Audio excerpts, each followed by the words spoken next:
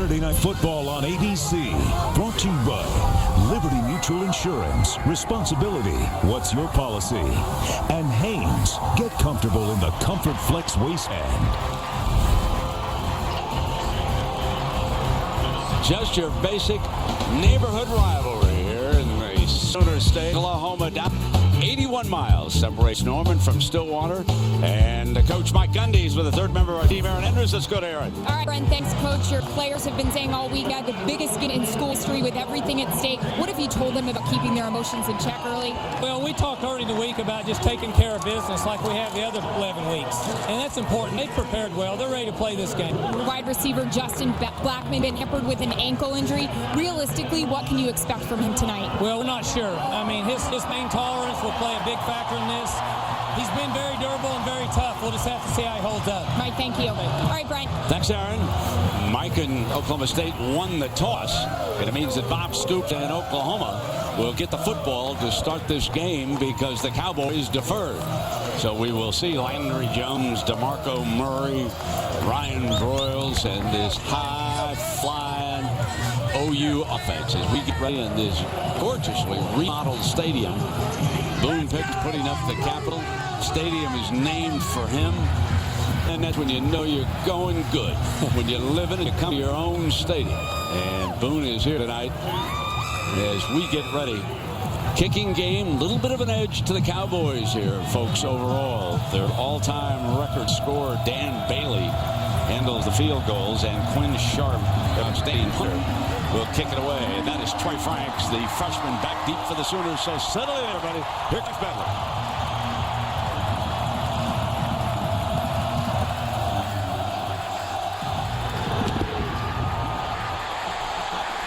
We talked about Nico Murray, who's just as dangerous catching the ball as he is running out of backfield. And Ryan Broyles, what a year, over 100 yards this year, or 100 receptions, 1,300 yards on the year receiving. They do a good job of moving him around and trying to find unique ways to get him the football. Kevin Wilson's is that pistol. Boise State hopes never to see it again. That, of course, was put together by Nevada. Get incomplete. They threw on first down. And so Oklahoma, they get the ball out so fast. It's hard to get rush and get after Landry Jones. So the big thing the defensive linemen have been coached to do by Bill Young this week is get up in the air. Chauncey did just exactly that. And Landry coming right back underneath the DeMarco Murray. And he was being pursued by Sean Lewis, the freshman linebacker from Missouri City, Texas. And he did not let the running back loose over. A true freshman in this scene, in this atmosphere. He grew up in Texas. He's probably watched this game his whole life, and now he has a chance to see this up-tempo all Sooners right in his face. Ori Lemon, number 41, is right at the heart of this defense for Bill Young. Creeping up with Justin Ship, number 42. A rush 4 here on third down. Fire for the 1st and 10. And they come out throwing, and they hit Kenny Stills, another talented freshman. He's from the state of California. Veteran trick here. They're going with a quick trick on this replay, and they should because of the up-tempo. But what arm strength on third by Landry Jones. Goes 20 yards, comes back.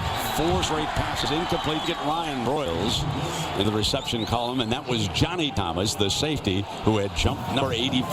And this tempo by Oklahoma, Sam Bradford had down, and Landry Jones, to his credit, last year he had 10 starts stepping in for Bradford. This year, of course, he's played all the way through to this offense in the up-tempo style of the Sooners. 1 of 4. But that one was big for 20 yards for number 12, and he's back again. 5 straight passes. Goes deep on that far sideline. And Andrew McGee, the young man who has played with a broken wrist. You can see that black tape on that left wrist. He's a dandy. And he's also in great position, Brand. If anything, Stills, the true freshman, gives him a little bit of a shot. McGee's in great position. Oklahoma State, a big key for them. Keep everything in front of you. Don't give up any big plays. Make this Sooner offense earn everything they get. Facing third down and 10. Just keeps on coming. Drops off the screen pass to DeMarco Murray, and he has rolled from behind. Chenesa, you go Chenesa, and is he talented, folks? You'll see him play on Sunday. Brett, watch him on the left end. Watch him sniff this out right away before the ball is even thrown to DeMarco Murray. He started to chase down Murray rather, because of his instincts and the fact that he knew on third down that's a play that Oklahoma likes to go to. That play did not have a chance because of the athletic in Chenesa. So here is Tressway. 16 50-yard punts. Let's get that off. Josh Cooper signals for the fair catch. Bit of a juggle. He's got it at the 17. And now Herbie will take a look at the Cowboys' big three. This is what everybody wants to see. Brandon Weed, 11-year-old, has had a great year. You can see the numbers, astronomical. Former minor league baseball. Kendall Hunter is healthy this year. 6 yards a carry, which is key to this offense. Justin Blackman, a Blitnikoff finalist, the go-to man for him, number 81. But the great thing about Oklahoma State and Wheaton is they have a number of receivers. He really likes to spread this offensive firepower around. Bryant Ward from Stillwater is the fullback. He also was introduced here on senior day. They bring the jet motion, and they hand it off to you-know-who. Window dressing, and Beal. Number 4, folks, keep an eye on Jeremy Beal. He and Frank Alec, but Jeremy Beal, he could be the best defender in the Big 12. Brent, great point. It's so important tonight that Beal have a huge game. When you face this kind of offense that gets the ball out, it's about covering the underneath routes, disrupting the timing between Wheaton and his receivers, and giving Beal and Alexander time to get after the quarterback. And he has 29 career sacks overall for the Sooners. Second down and 12. Fake the end around. Here they drop it down underneath on the screen. Joseph Randall, the freshman running back. Next year, of course, he'll replace Kendall Hunter as the go-to back. He is a superb receiver. He has about 400 yards receiving, or as many as he does rushing. Like still showing his versatility this time, not rushing but dropping. I'm sure he'll be doing quite a bit of at the next level, but just the athletic ability, 6'3", about 270 pounds, showing he can come off and play in space. That was another great play by 44. 3rd and 5 from the gun. Offensive line holds up. First down toss. Comes to Josh Cooper, one of the inside receivers. Wes Welker with Dana Holgerson calling plays, formerly a Texas. Well, this is something Oklahoma's going to have to tighten up their coverage. Quentin Carter, a safety, is a veteran in the secondary. He was too soft that time on 3rd down and made it very easy for Josh Cooper to just turn. And Dana Holgerson, the first-year offensive coordinator, came over last year, dialed up the right caller on 3rd down. Gundy called him the best play caller in the nation. That's why he went out and hired him with the new quarterback. Wheaton has all day. Offensive line gave him great time. Comes in underneath to Cooper, and Cooper's got the 1st and 10. Notice, Herbie, did you notice one thing with Holgerson? The small play card that he had. Remember Mike Leach? Yeah. Oh, yeah. Absolutely. He's from that family tree. It's the difference here is the ability to run the football, and they throw a lot more down the quickly. But I'll tell you, you better keep an eye on Josh Cooper. Blackman gives most of the time to playmaker. Calls the plays right down on the field. Now they come back to Kendall Hunter to the 45-yard line on 1st down. Tony Jefferson. And Dana played football at Northwestern for Gary Barnett. He was a teammate of Pat Fitzgerald, but his brother graduated before the Wildcats went to the Rose Bowl with Barnett. Scoreless now, and Dana, of course, like so many of these outstanding offensive coordinators, someday wants to become a head coach himself, and he has done a brilliant job down here. There from the pistol, they run the draw. And not one against that OU defense that time. He made a great point to us this week, and I think the big difference is when he was at Texas Tech, they ran the football about 17% of the time. So when Texas Tech would play Texas or Oklahoma, those defenses would key in on the passing game. Well, now, Oklahoma State, they're averaging about 45% of the time running the football, and it gives the defense more to deal with. And on this play, they will put it up. Brandon Weeden patiently in underneath, short of the 1st down, and complete to Bowling. And he has 365 yards as a receiver. Another one of those small inside type guys. That is a major accomplishment by both these defenses because of the ability and the big play potential of the offenses to come out early in this game and force a punt for both defenses. They stepped up and made the plays they needed to. No, there is Broyles Waits Sharp's punt. And Sharp likes to put it 20, which he does again.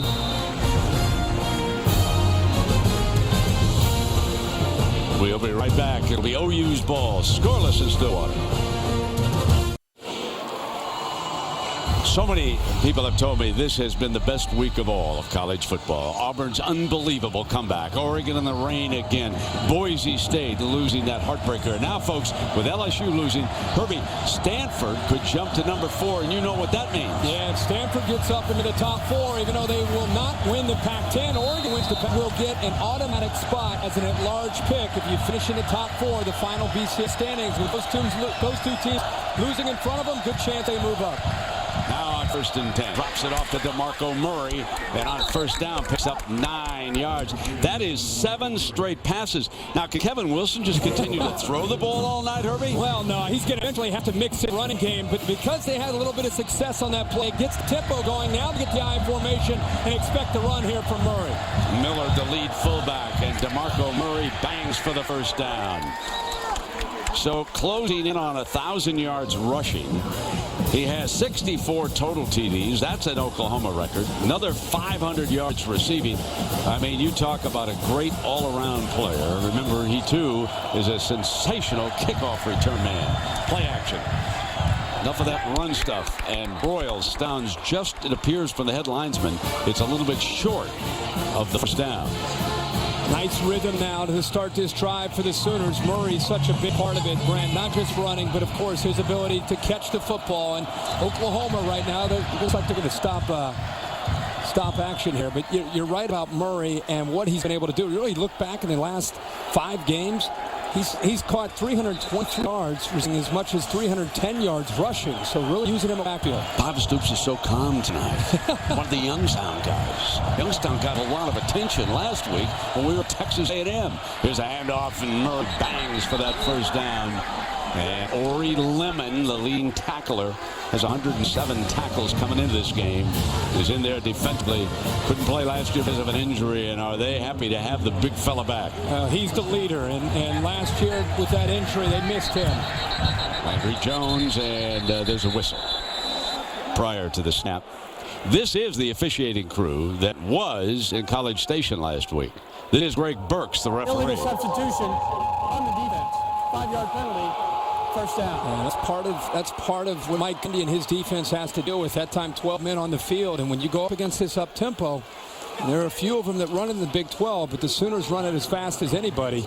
You have to be conscious of trying to get people on and off the field and get lined up as quickly as you can. Mike telling us he's now spending more time with the defense than the offense. Remember, he was the play caller until he hired Holgerson. And now he pays a lot of attention to the defense overall team. DeMarco Murray is stopped by Mr. Lemon. You know, one of the things that Oklahoma last year dealt with 10 different offensive line combinations. One to the left side of the offensive line, just get pushed back into the backfield. Justin Jett that time applied that pressure. Here they come quickly on a play action. Dropped. Incomplete. Millard, the freshman from Columbia, Missouri, couldn't get the handle. I think he started to peek downfield a little bit before he caught the football because he knew that right there Martin was ready to lower the. He's going to have to hold on for dear life, but unable to hold on to the football for the 1st down. Here's for Murray and the sensational freshman Finch step in. Here's that new diamond formation they used quite a bit last week against Baylor. Very successful in the red zone and short yardage. Now they took one and designed it up here at Oklahoma State. They hand to Murray and he picks up a 1st down to daylight. Jumped inside the 35-yard line, and Bill Young's defense not able to hold up.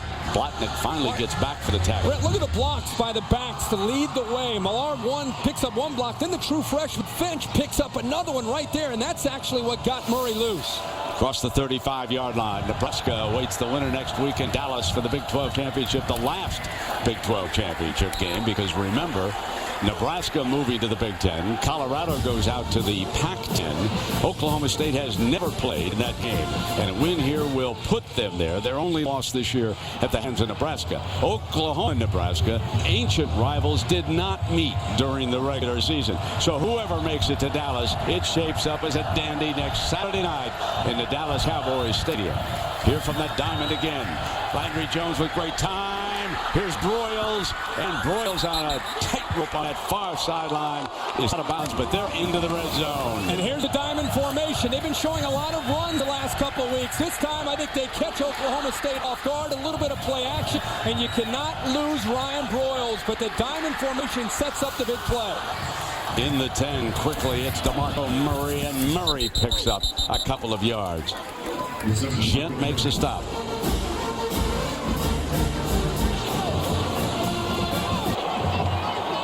Just outside the 6-yard line. Landry checks over to the Sooners sideline, and now Moses Madu comes into that backfield. He'll work alongside. He'll slip out now as a receiver. Roy Finch, the 22, will go back in the tailback spot as they readjust after looking at the defense. Touchdown! Millard, the fullback, as a formation they were not expecting the fullback to carry, and the Sooners strike first. Brent Lemon actually follows Finch. See how he follows him, and it opens it up right up the middle. Lemon taking himself out of the play, following Millard, it opened it up right up the middle and gave the lineman a lot easier way to be able to pick up those blocks and open up the running lane for Millard. Jimmy Stevens on to attempt the extra ball. How does it feel to see a touchdown? It's been a while. Battle of field goals last week at College Station. What a great ending for Texas A&M and Texas, and they'll be headed to a good bowl. We got a timeout in Stillwater. Saturday Night Football on ABC, presented by Southwest Airlines. Find our fares online only at southwest.com. John Hancock, the future is yours. And Chevrolet. Well, at 1917, at the age of 30, Jim Thorpe bought a small home in Yale, Oklahoma. He lived there with his wife until 1923. He was born in Oklahoma, member of the Sac Fox Indians, of course, and then in 1904, he went up to the Carlisle Indian Industrial School. One of the greatest athletes that this country has ever produced, Jim Thorpe. Trustland to kick it off now for the Sooners, who have strike first, and they take a lead.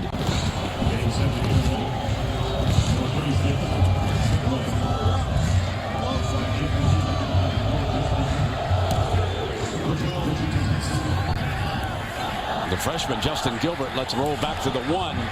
Got a long way to go to get back to the 20, and he just does with that speed. Now we mentioned Stanford as we get a penalty flag. We'll sort that out here, but right now let's go to Robert Flores in our Times Square studio in New York for an update on Stanford. Robert? Thanks, Brent. Hi, everyone. You keep watching this game. I've got updates from all across the country, starting with this one brought to you by Taco Bell. Number 6, Stanford hosting Oregon State with LSU's loss earlier today. Cardinal trying to take advantage of the BCS standings. Here's a third down conversion. Tack on 15 for the face mask. Led to a field goal. They're leading the Beavers 17-0. Brent. Well, we had a personal foul on number 30 while you were away, and so they have moved the ball up to the 31-yard line. Take a look over here. Yeah, he was clearly out of bounds. Javon late hit, and they had Oklahoma State pinned pretty good, and now the Cowboys got your break. Now the swing pass to the outside. Randall is out to the 3-yard line, so the Cowboys down by a touchdown, and they'll see what they can crank up. And we've got an injured Hoosier. Is that Jonathan Nelson? That is the second leading tackler. Jonathan's out of Arlington, Texas. And Bob Stoops can ill afford him now. You know, as we look at Stoops, and we've talked about Youngstown, just consider the head coaches right now out of this town from Ohio. Just consider Bob and, of course, the two head coaches. Mark Stoops did a great job. And then from Youngstown State, the coaching alumni, Ohio State, Michigan State, South Florida, and Mark Mangino, the former Kansas, and, of course, the Pelini brothers, remember, were raised up there. What is in the water up in there, my friend? What are these high-powered coaches? Young Mooney is the high school that they all attended. You want to talk about a great event over the summer that you have to come with me next summer? It's a bocce ball fundraiser that they do for the local. It is amazing. These guys are able to get away from everything, relax. They're all together, having a great time. Next year, you're in. I'm there. We're going to sort this out with Jonathan Nelson, the training staff, and now Bob Stoops is out there. Good to see the young man sitting up. We'll be right back. Well, Jonathan Nelson walked off, but Herbie, when you look at this, colliding with a teammate there, and he then watched his head hit the ground. And I think the medicals is over there talking to him. Remember all of the talk about concussions, both collegiately and in the NFL, everybody being very, very careful. Javon Harris back at safety, and that's Whedon's first incompletion of the day to Bowling. He built that, and there over in the sideline is Nelson. They're doing a good job with the screen game and underneath them. Harris has stepped in, but number one on the other side, Tony Jefferson, who plays kind of a hybrid. He's a safety, also a nickelback. He stepped up that time and forced Whedon to hold on to the ball a little bit longer than he wanted to, and eventually they just didn't have anywhere to go and he had to throw it away. When you think of Bob Stoops through the years against Mike Leach and Texas Tech, where this offensive style came from, he has been extremely successful. Now it's on Whedon, and we've got another incompletion, Michael Harrison. And you might know one thing, folks. They haven't thrown one ball to Justin Blackmon yet here tonight. And they are forced to punt again. The defense of Bob Stoops, coached by Brent Venables and Bobby Jack Wright, doing a terrific.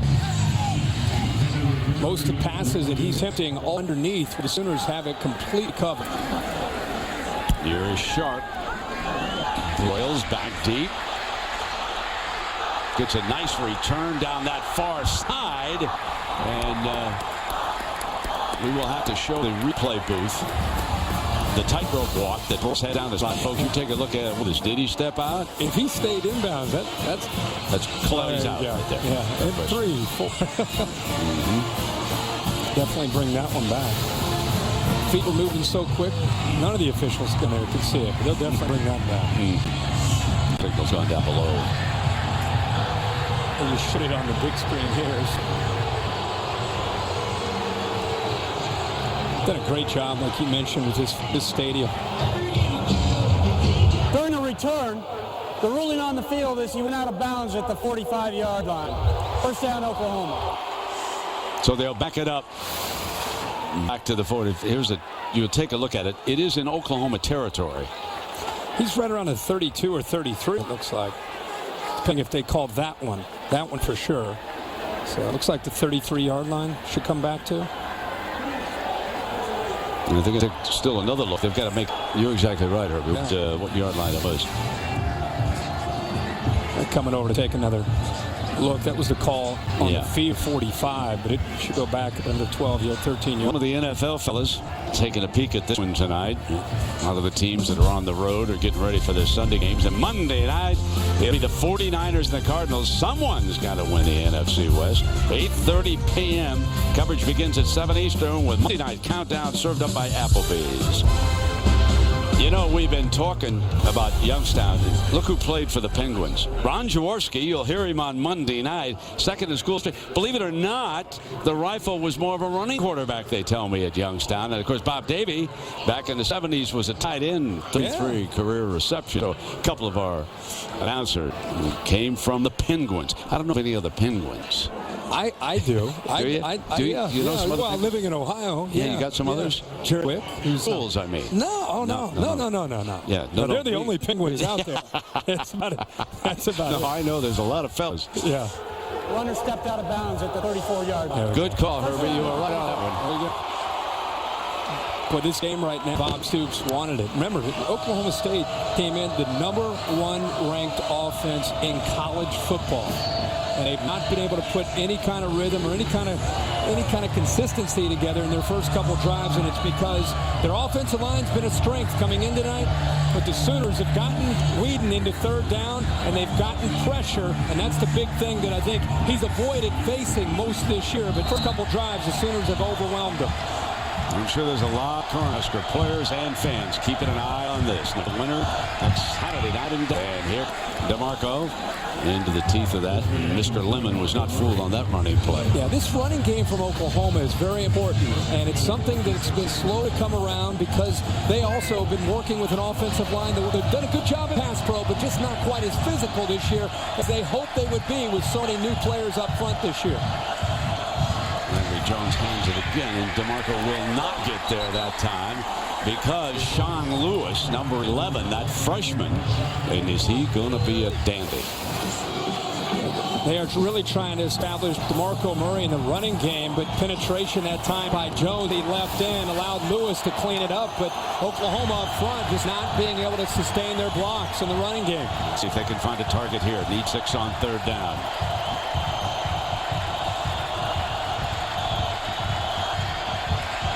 Steps up, in trouble, intercepted. Picked off by Oklahoma State. An ill-advised decision by Landry late because of the pressure that was being applied by Chris Donaldson, number 95. Anytime you can get pressure like that with just rushing 4 guys, it forces Jones to step in and then to the outside. Obviously ill-advised. I think he thought he had enough on the football to throw it away from the defender, but boy, oh boy, he just did not have enough on it. Brown steps right in front of it, does a good job getting the left foot down for the interception, and Oklahoma State gets the big break that they needed. Yeah, Herbie, Broderick Brown did a fine job, pointed out, keeping his foot in bounds. So for Landry Jones, that's his 8th interception of the season to go with his 30 touchdown passes. And now Whedon off to play action, gets time, finds the middle, and giving up ground on that play is Hugh Anium. That's his first catch of the game. A weakness for Oklahoma's defense, I think, is over the middle. I remember we called the Missouri game a few weeks ago, and boy, it seemed like Missouri did a really good job of attacking right behind the linebackers and in between the safeties. I'm surprised Oklahoma State's not trying to throw the ball more vertically. That time they were able to pick up some yards getting the ball downfield. Yeah, he looks in Blackman's direction, but he comes back down and goes high to the middle and overthrew his receivers. Let's check in down below now with Aaron Andrews. Aaron? Brent, just an update for you on Jonathan Nelson from Oklahoma that we saw being brought over to the sidelines with apparent head injury. The school has taken his helmet away from him. He was talking to a physician, obviously doing the test for a potential concussion. He's walking around looking for it, but they clearly don't want him back on the field right now. All right, thanks, Aaron. Jeremy Smith checks in. This is his first carry. He cuts back, breaks the daylight, tackled at about the 7-yard line. Quentin Carter and Hurst in pursuit, and that Jeremy is a redshirt freshman from Tulsa. Brett, we've been talking a lot, and Aaron just talked about Jonathan Nelson not being in the game. That was a poor angle from Harris, the safety, coming up run support. That time he missed his gap, and it allowed Smith to find an alley and picked up huge yards. 28 totaling for Smith on his first carry of the game, and now they come back with a handoff for a couple of yards, and they leave Jeremy out there. This running game is so, for both teams, the quarterbacks and the passing game, and we talked about the kind of the three-headed monster for both these offenses, and a lot of it is predicated upon the passing game. But whether Kendall Hunter, that's been a big part of Oklahoma State's success. The longer a wide receiver goes without touching or catching pass, it always seems to work out. He's headed for a bad night. Timeout. The first of the half. So they'll use a 30-second timeout over here. Well, we talked about yesterday, Derby, and I'm going to show you some of the images and get from you what you thought was the biggest story of the day. This is our Sony big picture from yesterday. Unbelievable comeback. Herbie, you were over there in Tuscaloosa, trailing 24-0 and beat Alabama. That seems like an impossibility to most folks. Then Oregon holding off a game Arizona team, winning it in the second half, and then the stunner late at night. Nevada knocking Boise State off its pedestal, and we will not see the Broncos, who gave us so much fun during the regular season in the BCS championship. They have fallen away. So, Herbie, what did you think? Well, Boise State was a shocker considering they had the lead, but to be able to witness Cam Newton and the Auburn Tigers on the road in the Iron Bowl get tested, everything that could have gone wrong did go wrong. They maintained their poise. Bama messed up, gave them a few breaks, and then Auburn comes back to survive, get to the SEC title. Cam Newton probably secures the Heisman, and they're a game away from getting now to the national title. And here Oklahoma State is trying to get to the Big 12 championship against Nebraska. Play action. Whedon going to throw it away. He went to Blackman for the first time, and he's out of bounds. But did you notice the hands on the big fella? He's got 1,500 yards receiving. Number one in the nation with 156 yards a game and 17 TDs. Look at these hands. Just the athletic ability, the ball skills to go up. His left foot does not come down, but you're right. There's a sunshine scooter down there, but it looked like his, not just the hands, just the timing to be able to go up there like that and to be able to secure the football. He's going to get going. It's just a matter of time tonight. Third down and goal for Whedon. They show blitz. Bring in heat. Line does a great job. Incomplete. Not a perfectly thrown ball to Josh Cooper that time, and the Sooners were coming, trying to make number 3 uncomfortable.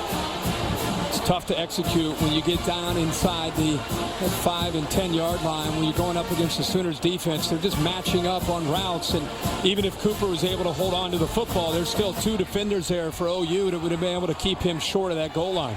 Dan Bailey, the all-time Cowboys scoring leader. He's hit 22 of 26. And he's from the right hash. He's got a great leg. And he puts the Cowboys on the board. With the 23-yard field goal, 7-3. Sooner lead. Well, Quinn Sharp was the #1 kicker coming out of high school out of Mansfield, Texas. He's done a fabulous job of punting, but he doesn't have enough punts to qualify because of high-powered the Cowboy offense is. And here he is also handling the kickoff duties, and watch where he sails this one, folks. Big time leg, and Clay is told to take a knee. Let us go to Times Square in New York. Here's Robert Flores. Robert. All right, Brett, AT&T All-America Player of the Week update. Here's the nominee, Florida State quarterback Christian Ponder, 3 touchdowns, 221 yards. Final game at Doak Campbell, and it was a good one as the Seminoles snapped a 6-game losing streak beating the Florida Gators. You can text VOTE to 345-345 to take part. Brett. And Robert, a doubleheader win for the Seminoles because North Carolina State beaten by Maryland, and it means that Florida State will play Virginia Tech for the ACC championship next week. We got some schedule coming up. We'll show you what is on the menu next Saturday, and what a great defensive play by Broderick Brown, the young man who had that interception a short time ago. Yeah, Brown, seeing that, he's just known as a fighter. He's undersized for a corner, but he's second on the team in tackles, and I think a lot of it has to do with that aggressive attitude that he has and the instincts. That time coming up on the true freshman and making a great play. They have 14 interceptions, this defense. They lead the Big 12. Bill Young says we're going to force turnovers or we're not going to beat this team. Movement down in the line, and the line judge has got the flag thrown down there. See if Chris Donaldson moved or he was drawn offside.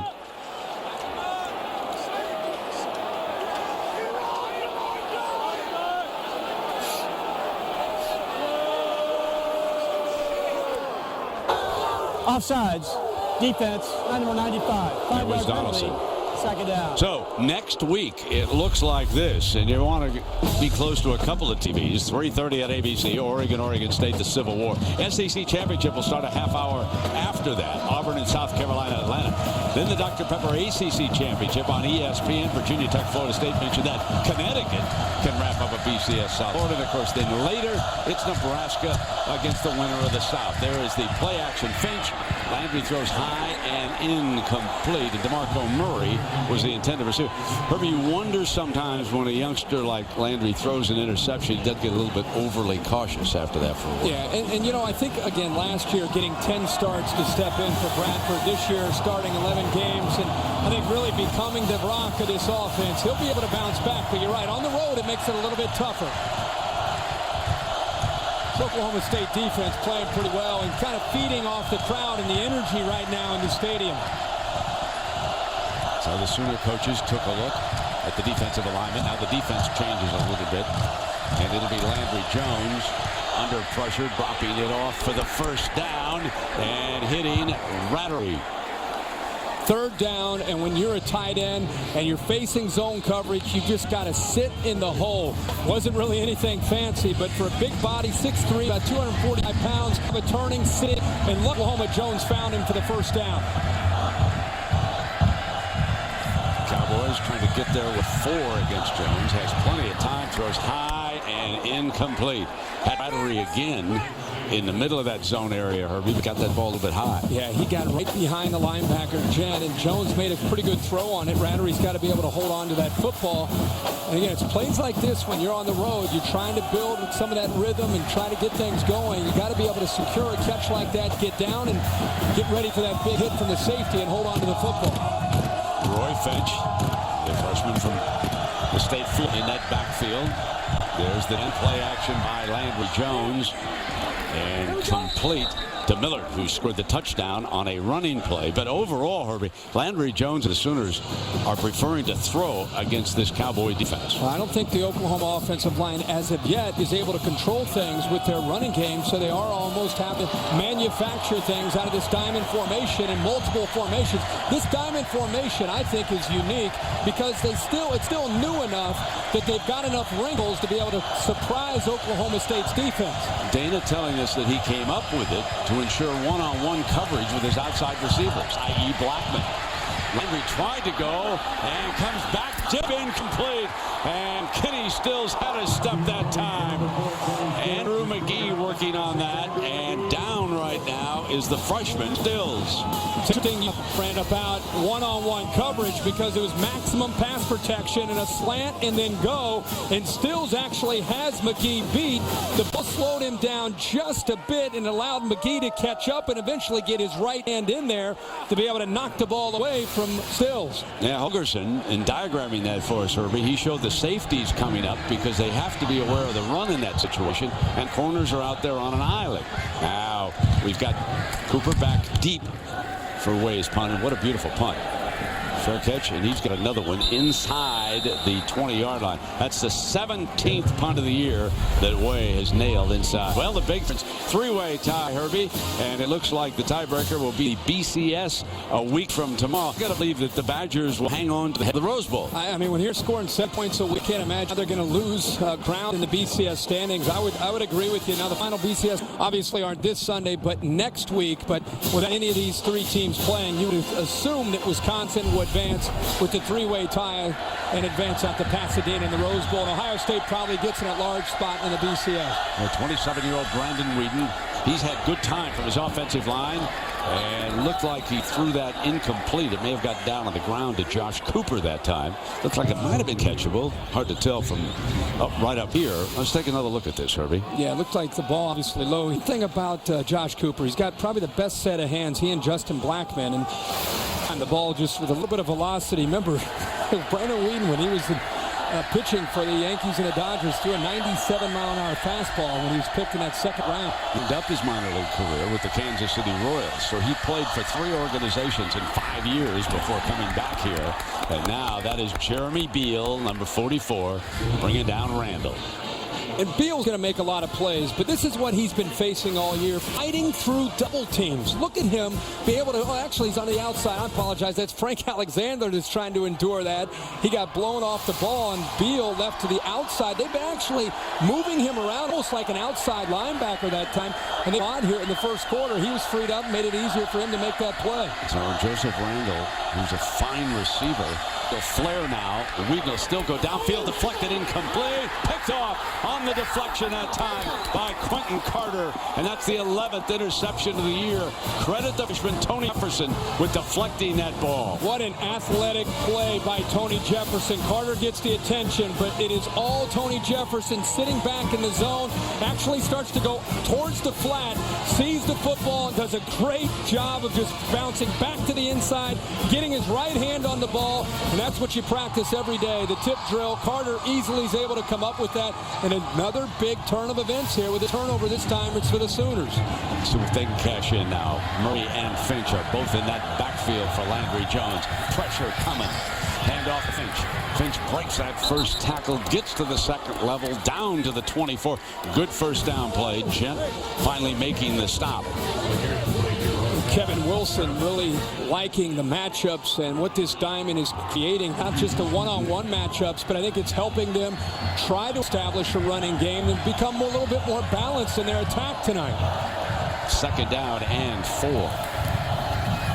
Again, it's the freshman Finch trying to battle for the first down, but Sean Lewis holds him away. Gotta love the little guy, don't you? True freshman Finch. I'm telling you. Great compliment. That was freshman on freshman. Yeah, great compliment to DeMarco An injured Murray. player now. Chenesa is down.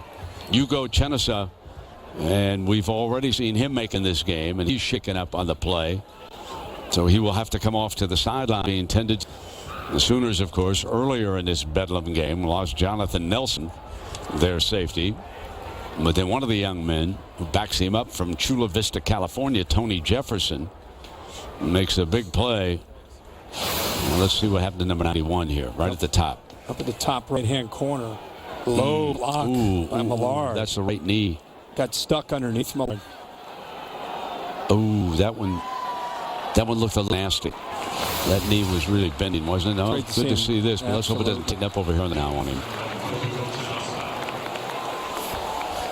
Richardson, Texas, big-time player. Third down and short is for the Sooners in this situation.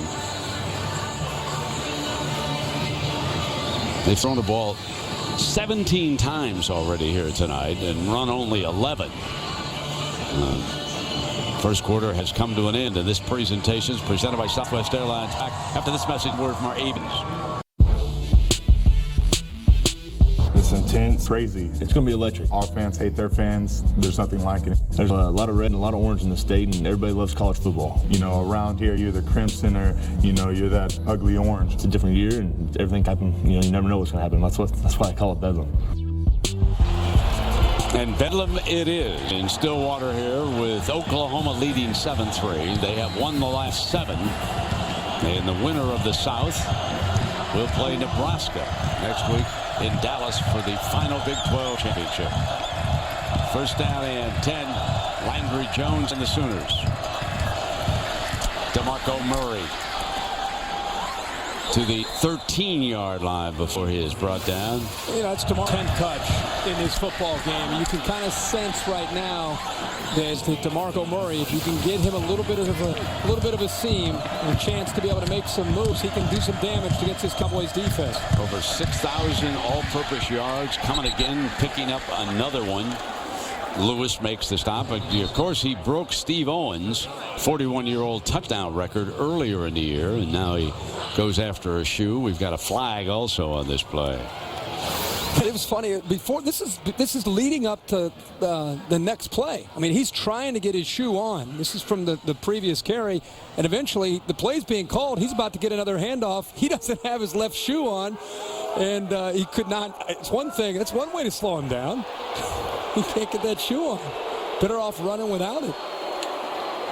And the Cowboys are being penalized to the 6-yard line. Gent drew the flag that time.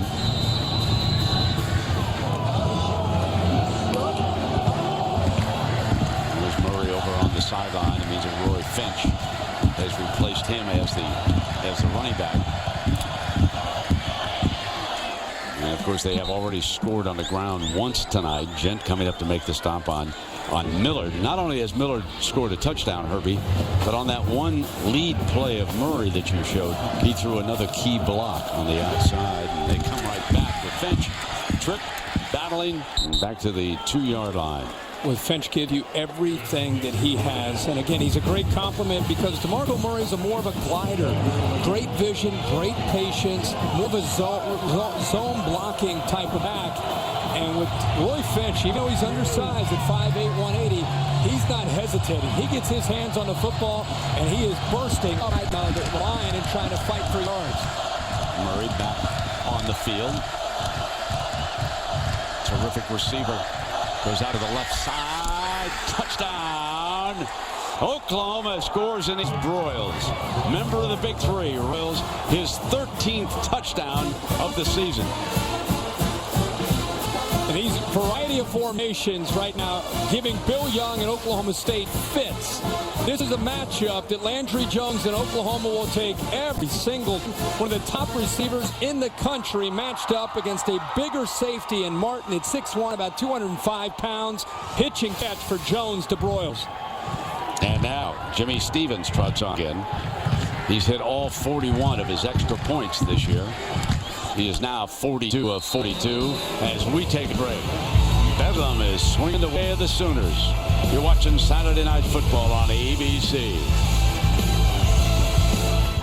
Brent, I've mentioned a good job that Oklahoma's doing, and here's Murray. He's going to go in motion and attracts a lot of attention from the line. Is going to go here, but here's the matchup and the touchdown eventually, and the matchup that Oklahoma wants every time. Broyles gets to the corner, but see the motion, you see the action, you notice how everybody has to pay attention to all the motion that's coming towards them, and it frees up Broyles one-on-one with Martin. And again, great play, well designed by Kevin Wilson and the Oklahoma staff. Productive in the red zone. Way with the kickoff. And it is going to be fielded by Gilbert, the freshman. Down at the 26-yard line as we take a look at the Pacific Life game summary from this Big 12 South showdown. The Sooners with 5 drives and a couple touchdowns. Oklahoma State has been stalled. This is a Oklahoma State offense that is number 1 in the country, 552 yards a game, 45 points a game, which is 3rd in the country. And up to this point, because of that interception that pick up and get good field position by Brown, that's the only score. They have 62 touchdowns coming into this game. And had to settle for a field goal with good field position after the turnover. Now Whedon coming back. Finally gets Blackman going. Justin Blackman, number 1 in the nation, 56 yards per game. Jamel Fleming, and he limps off. He comes off. Remember, he has been a little gimpy for them. And Hurst is in one-on-one coverage. Oklahoma, who's become more of a blitzing team with the trust that they now have in Hurst and Fleming on one side to the other. That time they just didn't quite get home to Whedon, and it allowed him to throw that for a big yard. Back again behind this offensive line, throwing beautifully to Josh Cooper this time. And Herbie, we've got to talk about these guys up front right now. Martinez, Garner, Taylor.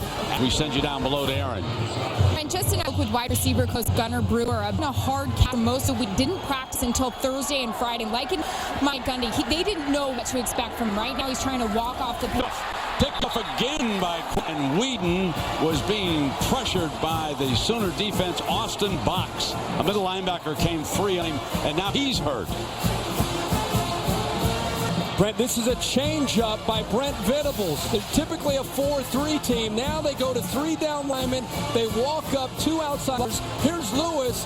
Carter eventually disguising and gets free. But it's a change-up. Different look. Caused enough confusion. Ball free. And it forced Whedon to just get rid of the football. Again, another change-up by the Sooners. Catching Oklahoma State off guard. Poorly thrown ball. And they just weren't on the same page. Cooper broke his route. Was real low on that leg, too, when he came free off that corner. First down and 10 now for Landry. That's a lateral. And he put it in the hands of Finch. I want to go back on this interception. It's the second of the night, remember, by Carter. Touch the quarterback. And he makes a fine interception.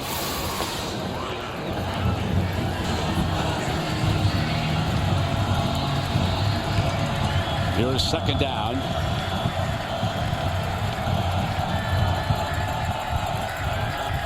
Here's the handoff. Finch can't get the corner. Now, I want to watch this time, Herbie. Just watch the hit on Whedon. It looks like when he pushed into him, he took an awkward step back. Yeah, I don't think it was any malicious contact by Box. He kind of threw his left hand in. He gave the feel as if he was going to come. But I think, yeah, he kind of landed on it a little bit awkwardly. Big third down here for both teams. And Murray checks in for the Sooners. Outstanding receiver. Landry Jones looks away. Picked off. That's a pick 6, folks. Sean Lewis, the freshman linebacker. Touchdown.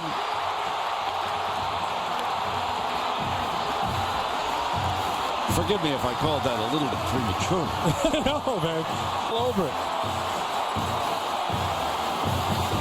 I'll tell you, we're talking about being locked in. Landry Jones locks into his receiver on third down, and he telegraphs this and allows Lewis to just stick and come up with a big interception. That's Landry Jones' 7th interception in 5 road games this year. And here is Dan Bailey, almost automatic with an extra point.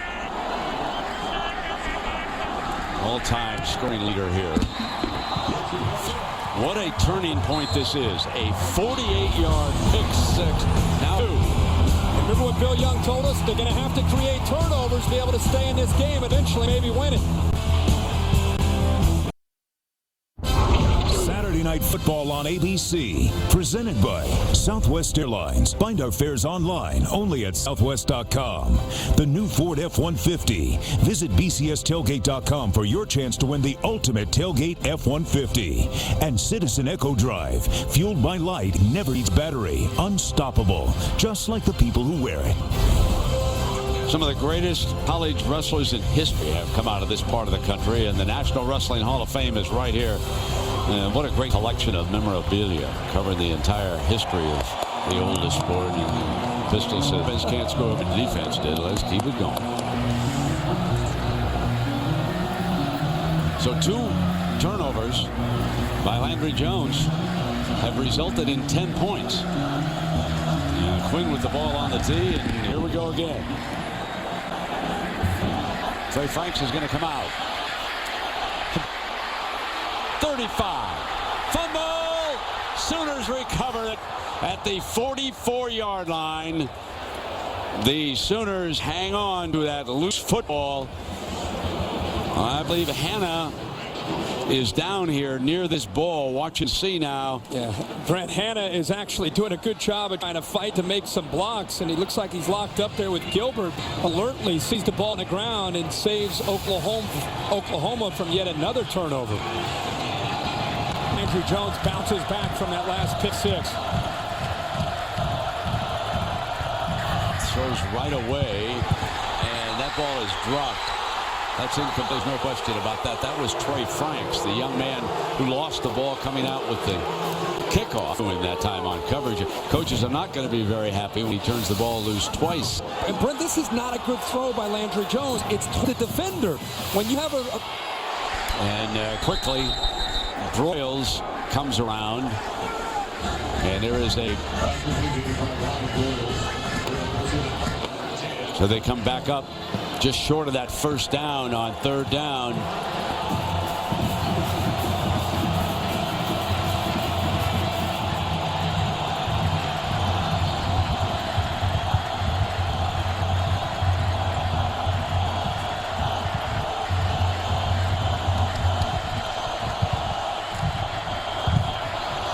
Handoff to Finch, who battled the first down against Lemon, the veteran linebacker. Now he's a little gimpy coming up. Hard-hitting football game here in Stillwater tonight. You go to the sideline. The last caution ended up just being a stinger. He's had a good week of practice, but time doing a good job of fighting through some blocks to at least make Finch fight to see if he comes up with his first down. Jarka back on the field as a defensive lineman as they bring out chains. Wow. That's as close as you can get right there. I can't get any closer than that. By inches. Well, one thing I was saying, that I didn't mean that this fast-paced offense, sometimes you just got to stop talking. But when you have a receiver on a short route like that, you cannot lead him downfield and basically throw him towards the defender. You have to throw that ball to the backside shoulder to give him a chance at the ball. That comes back with the first.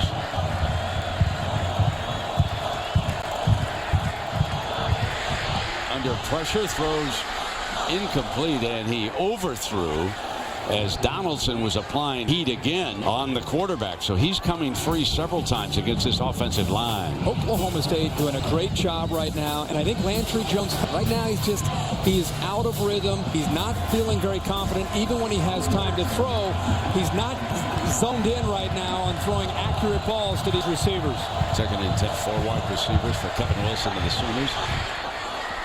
Tried to set it in underneath to Murray, and DeMarco picked up another down. But how about how he, in the open field, DeMarco Murray, this move right there, he just runs back and then accelerates downfield. But that little move backwards, it allowed him to be able to get around the defender and then accelerate upfield. Play action fake to Murray, and now a sack. Landry Jones is going down, and coming in is Darius Hart. Came in for Chesaw with the sack. And Brent Lemon at the top of your screen actually defends Broyles, who is exactly where Landry Jones wanted to go with the ball. It's a great coverage sack that time by the Cowboys. DeMarco will try to get some of them back, and he does just that. Gets back to the original line of scrimmage here for the Sooner. The 3rd down and manageable coming up. 3rd and manageable with Bob Stoops' reputation. This sometimes be 4-down territory if they have some pick up maybe 4 or 5 yards. It'd be just like Bob Stoops to go for it here in this situation.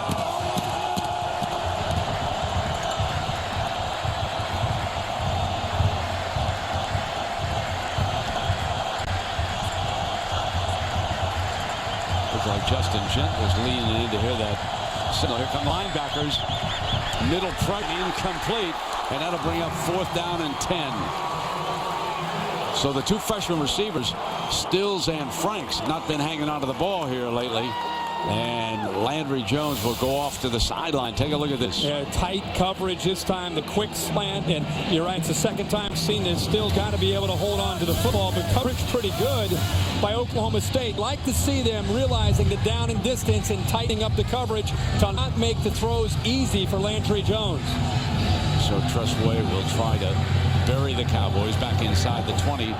Remember now, he's had 21 punts inside the 21 earlier here tonight. And there's a flag, and the play is stopped. Let's see if the penalty against the Sooners.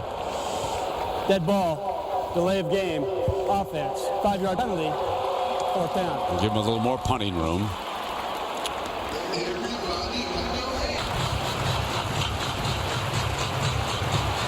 He said regular punt, I believe, on this. Wants to make sure that his protection is set.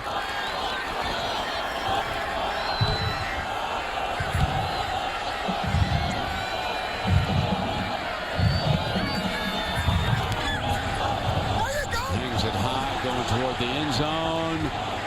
Drops inside the 5, but there's another penalty flag. And I think he may have roughed the punter, Tressway. Personal foul. That's personal foul. The kick on the First down. defense, number 4. 15-yard penalty, 1st down. That's Justin Gilbert, a freshman from Huntsville, Texas. And think about this. You're basically in safe punt return. I know, of course, you got to call that. Yeah. You can injure a punter doing that. I know he didn't intend to. He was up in the air and lost his balance. But you got to protect the punter. Talk about a big turn of events depending on what happens here. You got a 14-10 game. Defense playing their hearts out. Come up with it. 4th down. You're out there. You're going to get the football back. And then to have that mental error. Boy, that one. We'll see how the Oklahoma State defense is able to return now. Murray and Finch are in that backfield. Finch is right behind Landry Jones, and he'll get the handoff on a cutback. And he's brought down by Lemon. Just watching this Oklahoma offensive line and remembering this game last year where Oklahoma had walk-ons playing on the offensive line. They had a tight end playing at center. And this year, instead of having 10 different offensive line combinations, they've been able to have the same group all year, but still not physical and able to blow off Oklahoma State on the line of scrimmage. Here is Finch. Runs away from the first man, but not Johnny Thomas, the junior safety from Texas City, Texas, number 12. Trying to go back to the diamond formation, which they had some success with in the first quarter, but Oklahoma State and Bill Young making some adjustments and not getting outflanked, getting to the outside and be able to corral Oklahoma's ball carriers when they get set up in that formation. Looking in both direction, comes underneath, and that time he hit number 6 coming out. Cameron Kinney, the senior, so they put the veteran in instead of the freshman right there. They go to the senior. And this time, the soft coverage, making it easy. It's one of the few times we've seen an error like that from Oklahoma State. They brought pressure, and the corner that time was way backed off of Kinney, and it made it very, very simple for Landry Jones to read him, identify him, and make the throw. Play action, Murray, throw middle, and Kinney's got it for the score. Second touchdown pass for Landry Jones here tonight. Cameron Kinney hangs on to the ball. A great job, not just getting it to Kinney, but right there, the safety, Thomas, who was in the throwing lane. Landry Jones had this is a great look at it. Watch him throw it over top of the safety. Perfectly timed up football. And how about the touch by Landry Jones to find his man Kinney in the back of the end zone. Stevens tacks on the extra point, his third of the night. 21-10, Oklahoma. Flag. Time Time for a question. It's time to stop Herbie's win streak. What year and what town did this rivalry get the nickname Bedlam? And my friend, you are a major long shot on this one. Hey, you dropped the hammer this week. The gauntlet. You betcha. Yeah, I will look forward to the answer. We'll do it right after this kickoff, my friend. And Chris will kick this one away. Sort of an interesting story, actually, that does go way to the last. And this kickoff is fielded by Johnny. Beautiful kickoff. And he kicked back to the 20. He's short of the 15-yard line. And so here is the answer. You go back early in the last century. 1904, and they played it in Oklahoma. That was the first capital of the territory. Oklahoma was not even a state when they played the first Bedlam. And here it is. The punt was blown behind the punter out of the end zone. And in those days, it wasn't a safety like it would be now. Went into Cottonwood, and they go down and they jump into the water, and they got it 75-0. Can you believe that? Oh, and those were the rules of the time. That sounds like Bedlam to me. It was Bedlam. That's how it was described by journalists the next day. End of the creek. Here we go. Cottonwood Creek up there on Old Guthrie right now. And he's under pressure again. Steps away from it this time. And throws incomplete. Let's go to floors in New York. Robert. All right, Brent, update from Los Angeles. Notre Dame goes on a 16-play drive, chewed up 8 minutes of the clock. Tony Reese to Michael Floyd, and they lead 7-3, but they're at the 1 right now, less than 15 seconds to play in the Stanford leading Oregon State 24-0. Andrew Luck, 3 touchdown passes for the Cardinals. Yeah, Stanford pummeling Oregon State. Their eye on number 4 this week, and LSU having lost. So Harbaugh will keep the hammer down. Almost picked off again. And that was Jefferson, that talented freshman. Well, big pass rush, and Jefferson's a great player. But Whedon, as much success as he's had, he's never faced this kind of pressure. Now he's starting to throw off of his back foot, and he's feeling heat. Here comes Beal again. Alexander King getting in there. When you throw off your back foot, you don't put the same amount of velocity on the ball. And Jefferson almost undercut that, stepped in for another interception. 3rd down and 10 for the Cowboys. It in underneath that time, but Eder was there to seal it up along with Lewis. So that was very well defended on that pass. Right now the Sooners, and Brent Venables right there, the defensive coordinator, really good job of taking things, and Oklahoma, at least on that series, really bullied state offensive line and got the pressure. Broyles will try to give the Sooners excellent field position here again. Fields it at the 45, and he'll go down at the 44-yard line. So we'll take a break. Strong first half for Boomer Sooners. When the visitors arrived, they said they came in peace. They lied. ABC's V returns Tuesday, January 4th on ABC. So here we go. Sooners 56 yards away. DeMarco Murray. And he's thrown out of bounds by Thomas. Johnny Thomas over there on the far side. Very important here, wouldn't you think, Herbie, for the Cowboys to hold on defensively? Yeah, this is big. This defense has played well, but at the same time, they've had it a lot of times try to defend Landry Jones deep in their own territory. It's a big series. Jones gets it off to Broyles. Broyles shakes the defender. Comes across midfield, and Mr. Lemon. What a year for Ryan Broyles. It's just amazing to see over 100 receptions on the year and chance to go over 1,400 yards tonight, averaging about 12 yards a catch, and do a great job of mixing it up and moving him around. Oklahoma with 2 timeouts remaining. Jones is in trouble and throws this one. Deflected, intercepted if he was in the air. He was past the out of, he may have been in the air, and Sean Lewis scored on a 52-yard pick six. May have his second interception of the night. Take a look at this one, Harvey. Unbelievable effort here. This is something you do when you're clowning around playing in the backyard. Brown goes airborne, and I don't think he stepped out of bounds. How about the awareness by Lewis? Lewis does a good job. No, that is a clean play by Brown. Goes up over the out-of-bounds line, knocks the ball right to his defender. Intentionally done. Outstanding play by Broderick. I want to see that one on SportsCenter. Oh, One of the my plays. God, are you kidding me? That was unbelievable. The play of the weekend. Wow, what? He's out of the Houston area. He's only 5'8". What a vertical the sophomore showed on that. Just a remarkable play. Looks as though there's a penalty flag. Just what you don't want to see for Oklahoma State. I think there's movement up front of the offensive. False start. Number 68 of the offense. 5-yard penalty. I think the only time I remember something like this, I think Carlos Dansby for Auburn one time made a play like this in a bowl game where he went airborne like that. Not that spectacular. That was one of the most amazing plays I've ever seen. Not just to time it up, but to deliberately knock it right. Now 1st and 15 after the mistake. So Whedon in the offense, they continue to struggle. Defense trying to keep in the game, and they finally going to try to give him a dose of Kendall Hunter. But Joseph Randall has been more of the go-to running back here tonight. Blackman has only 1 reception. So the big 3 for the Cowboys are quiet against this Venables defense.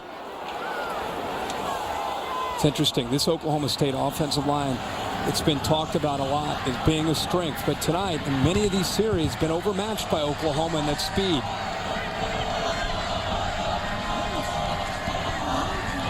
Rush only 3. Make Whedon throw a hard incomplete. And the receiver that time was Harrison. Made a diving effort. 3rd and 14.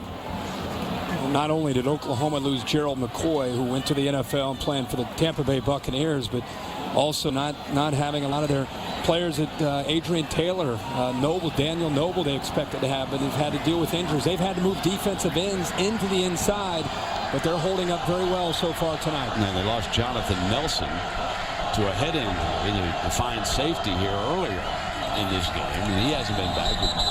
And prior to that, play is stopped again. There's a penalty flag. It's an ugly looking offense here. False start. Number 73 of the offense. 5-yard penalty. 3rd down. Mike Gundy won't be to seen, and Dana Holgerson, he's the coordinator down there on the field. Oklahoma State with only 103 yards. Remember, they average better than 500 a game. But like I told you through the years, nobody was more effective against Mike Leach's offense, which was taken from Hal Mumme to begin with, than Bob Stoops. Stoops has always been outstanding against this wide open look.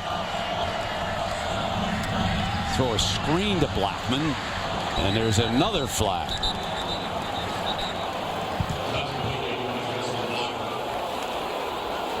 It's one thing to have to deal with Bob Stoops and Brent Venables. It's another when you start to self-destruct. Been one of the most penalized teams. Personal foul, chop block, number 70 of the offense. Penalties declined, 4th down. That's Jonathan Rush, the left guard, guilty on that. So after that big interception and the emotion of that play, they go 3 and out and give the ball right back to the Sooners. And the Sooners have plenty of time. They're going to get it with 4 minutes. And Broyles is back again. Here is Sharp. Signaling fair catch. And he makes it inside the 10-yard line.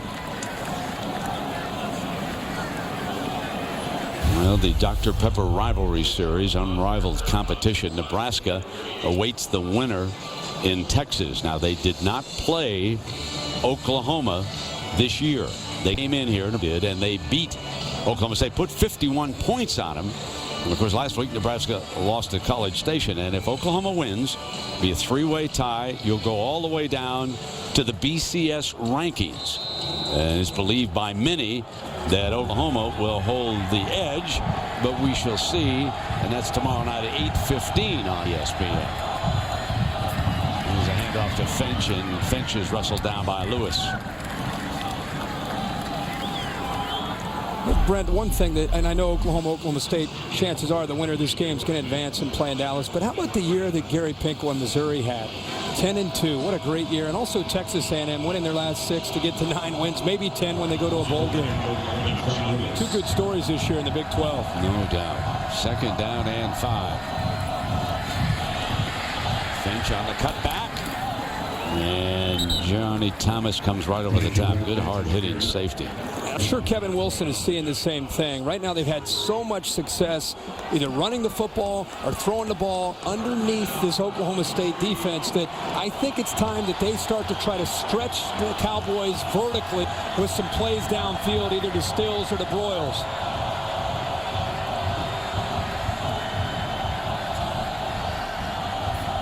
Most of where they've been attacking is about 5 to 10 yards downfield. Pulls it away from DeMarco Murray, and Millard is thrown down by Andrew McGee, the corner, who read that play perfectly. When you throw the ball out in the flat like that, you've got to give your receiver a chance. He's a little bit late here, and again, McGee put up there and almost dislodged the football. But the quarterback that time, Jones, he's got to get the ball out of his hands quicker to give Millard a chance to turn and have a chance to fight through that tackle. This way is back, and Josh Cooper, a wide receiver from Mustang, Oklahoma. He waits it back at the 40-yard line of the Cowboys. Got that one off. And it'll be out of bounds on that far side. So there is where it's going to be marked by the official at the 41, as we remind you that coming up on the Capital One halftime report, John and Jesse will have all the day's big highlights. What a weekend this has been. And the Big Ten heads to the BCS rankings. The Big 12, of course, added a wrinkle. You remember that brouhaha that was caused between Texas and Oklahoma when Oklahoma was awarded a spot in the Big 12 championship game, but Texas actually beat them head-to-head. Well, this year, if you finish within one spot of the rankings, head-to-head will matter. And so let's say that Oklahoma State stays one ahead of Oklahoma by some fluke, the computers or whatever, then it'll go to head-to-head. And here's a play fake by Wheaton. Wheaton's guy's got Blackman open. Blackman at the 10-yard line. He got him open. The safety was just a touch late, getting over the top to help out that time. One-on-one coverage, and Blackman just gets right behind Hurst, and you're right. Carter just a little bit late getting over to help out Hurst, but Hurst didn't do anything to slow Blackman down until the scrimmage. He went right around him and accelerated downfield. With 2 minutes to go here in the first half, biggest offensive play of the game. Come back with Kendall Hunter. Hunter strong.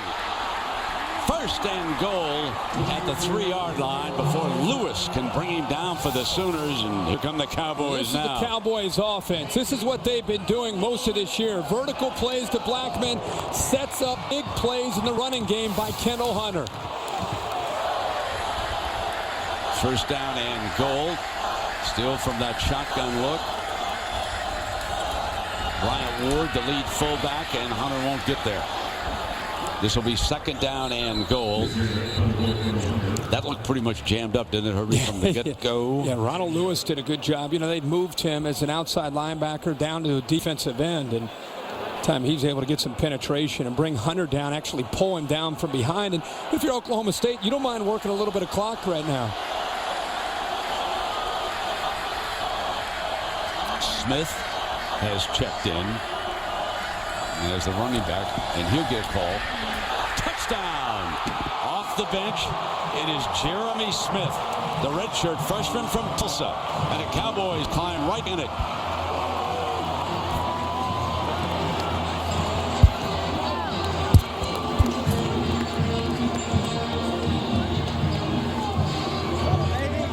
Got a different look, doesn't he, when Jeremy Smith gets the football, Brent? Hunter's a powerful guy, low center of gravity, but Jeremy Smith just appears to be a little bit bigger, lowers that shoulder, do some tackles. Exactly. Dan Bailey. Tacks on still another extra point. We're sitting on a 4-point game right now. 108. At that time, the offensive line did a much better job on that series, and it really got started by being able to get the receiver Blackman downfield. And when he accelerates down around Hurst, Hurst doesn't do anything to either reroute him or at least run with him. See how Blackman went right by him? Whedon's able to put it right between the safety, Carter, and in the corner, Hurst. And here's the offensive line after the big pass play, the next 2 or 3 plays, they started to come off the ball much harder. And, of course, we talked about Jeremy Smith. When he gets his shoulders squared, he's a handful. Blackman now, Herbie, has caught 3 passes for 62 yards. He averages 156 yards a game. And that lifts the spirits of the offense tremendously.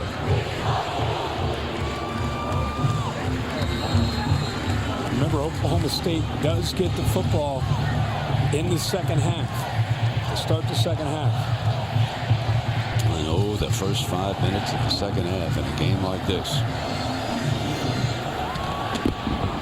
Short kickoff. Fielded at the 27. So Landry Jones and the offense will have it at the 32. And we have mentioned this. A reminder that tomorrow night now, 8:15 Eastern. You'll find out the unveiling of the new BCS rankings. Who jumps to number 4? Will it be Stanford? How about high-powered Wisconsin? The way Brett Bielema and that offense has been putting points up. Now, Auburn and Oregon certainly will play. They'll maintain their lead 1 and 2, Herbie, and TCU figures to be number 3, and Rory Finch comes in as the Sooner running back. Put it up, find a seam, cross midfield is Kenny again. What a difference he has made off that bench. Well, Kenny did a good job. Andrew McGee just a little bit late reacting to that throw, and it allowed Kenny to make that catch and then get upfield for even more yards. Sooners don't sit on it for the last minute. Drop off that little flanker screen to the 41-yard line. Now, if they have to go to the long field goal, Patrick O'Hara has hit a 45-yarder. He has a little bit longer leg than Jimmy Stevens. His long is 42 yards, 38 seconds. There is O'Hara. He's 4 of 6 with 45 yards being his long one. And Stevens also, we're going to reset that game clock right now. And Oklahoma has one timeout remaining here, Herbie, but you know, Oklahoma, they've won 7 straight. They just feel good about themselves when they play Oklahoma State. Well, there's no doubt about it, and I think even early in this game, kind of going back and forth, and looked like Oklahoma may pull away, but got to give Oklahoma State a lot of credit. Anytime you play at home, you've got to be able to fight back and fight through the emotions, which they've been able to do. This is pivotal right here towards the end of the half. We mentioned Oklahoma State does get the ball to start the second half. It'll be interesting to see how this first half ends, but we got a long way to go in this football game, that's for sure. You didn't get any powder burns sitting next to Lee Corso on that set when he was firing that pistol, did you? I can tell you, those guns are loud. They are loud. He looked great when he put on a pistol. He said, DeMarco 45 pounds, by the way. Oh, I could tell. 2 guys were standing on each side of that. Here's DeMarco Murray. Landry drops it into DeMarco's arms, trying to get out of bounds. Doesn't get out of bounds. Clock stops with a first down. And remember, this is Oklahoma. This is what they practice all the time. They're one of these offenses that they're very comfortable in this kind of setting, but it comes down to decision making, of course, by Landry Jones. Rush 3 incomplete. Had a man in the hole down deep, too, and that was Hannah. They snuck the tight end right behind the linebacker, Gent, and they had exactly what they wanted. And just a matter of Jones and the tight end, Hannah, trying to get on the same page. My Sooner fans have to love this. OU didn't run the clock out. They just came right back down the field. We can't get 7. We're going to get 3 out of this here late. Landry Jones. Across the 30 to the 29-yard. Number 6 has been the go-to man coming in off the bench when the freshman started to drop the football. And here's 3rd and 5 now. Use the timeout there, Brent. And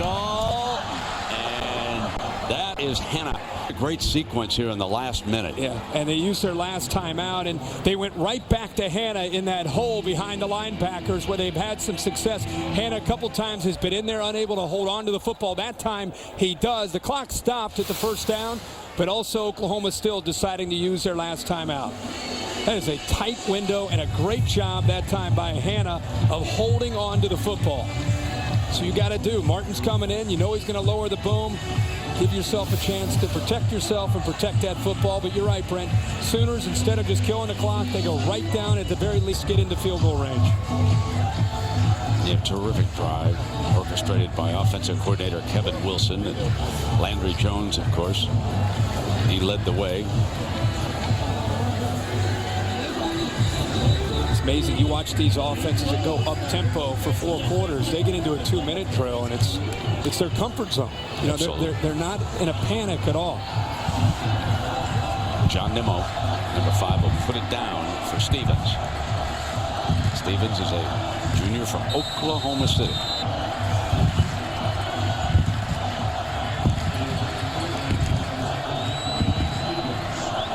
From the right hash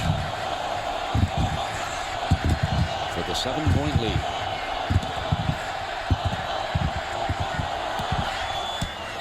Slides it through 29 yards. Impressive as time runs out here in the first half. The underdog Sooners lead it by 7. Let's go down below now to Aaron Andrews. Coach, first I'll ask you about Oklahoma's scoring drive right there. Why were they able to march down the field so easily? Well, we didn't do a good job of getting pressure on the quarterback, and then we came really close to getting a couple interceptions, but we got to do a better job of pressuring the quarterback and then tackling. We didn't tackle very well in the first half. Offensively for you, your big three almost shut out really until the end of this first half. What started to click? Well, we've got to get back into a rhythm, and we got to run the ball effectively, and then it allows us to throw it down the field. All right, Mike, thanks. Brent. All right, Aaron, thank you. Right now, let's send it to the Times Square studio. John Saunders and Jesse Palmer for the Capital One halftime report. Take it away, John.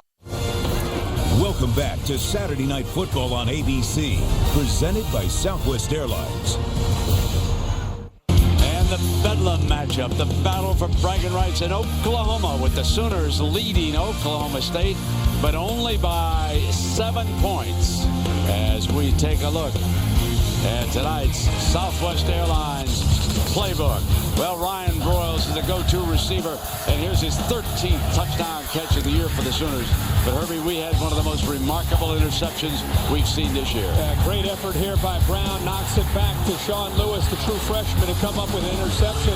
And that's one of 3 that Landry Jones has thrown. And really, you start to look at the numbers, and that's the big key. Oklahoma State creating those turnovers, keeping themselves in this game, actually led to 10 of their points. Without that, it's kind of a mismatch. Oklahoma started to dominate that game. You know, Bill Young told us that when they lost that game to Nebraska, they missed 33 tackles.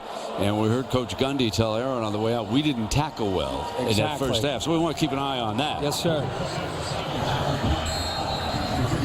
Big crowd on hand. Stadium's been remodeled over the last couple of years thanks to the most generous donation in the history of intercollegiate athletics by T. Boone Pickens, who's here tonight. And this ball will come out on the 20-yard line. Well, we take a look here, Herbie, at the Pacific Life game summary. You made such a good point. When you look at the numbers, you'd think that the Sooners were routing the Cowboys. Yeah, to think we're at a 7-point game. Look at the plays, almost double for Oklahoma over Oklahoma State. Over 100 yards more total offense. Yards after the catch. There's the line there at the bottom of the interceptions thrown. We talked about the 3 interceptions. Oklahoma State has thrown a couple of their own. First downs, 10 more for Oklahoma. But here we are, 7-point game, and the Cowboys start the second half with a football. Now, Brandon Wooden was rubbing a wrist down on the sideline late in the first half, so we'll keep an eye on that. Kendall Hunter will open the second half, and the senior running back picks up 5 yards. As I want to take a look now at the comparison, and you can see what the big 3 have done. And Hunter's been relatively quiet tonight. And you heard Coach Gundy walking off with Aaron Andrews. The other thing he said is we've got to be able to run the football to kind of set up Whedon and this passing game. Blackman, of course, has had 3 big catches for him. Offensive line holds up, and Whedon hits Blackman. That's number 4, I believe, on the night. This is what Whedon wants to do, and he needs time to throw. Oklahoma only rushed 4, and give Oklahoma State's offensive line a lot of credit. They just put up a wall, gave Whedon the time that he needed, and on that long a throw, obviously you need time in that pocket. Nice job by Whedon of finding the open man. Whedon from Edmond, Oklahoma, played at Santa Fe High School, played in a high school semifinal right here in this stadium. short of the first down is Kendall Hunter. As Herbie told you early on, 27 years old. He is the oldest man to ever quarterback a Big 12 team. Now, the Yankees drafted him in the second round in 2002. He spent 5 seasons pitching for 3 organizations. Never got higher than A-ball. Had a 19-26 record, a 5.02 ERA. Fastball measured once at 97 miles an hour.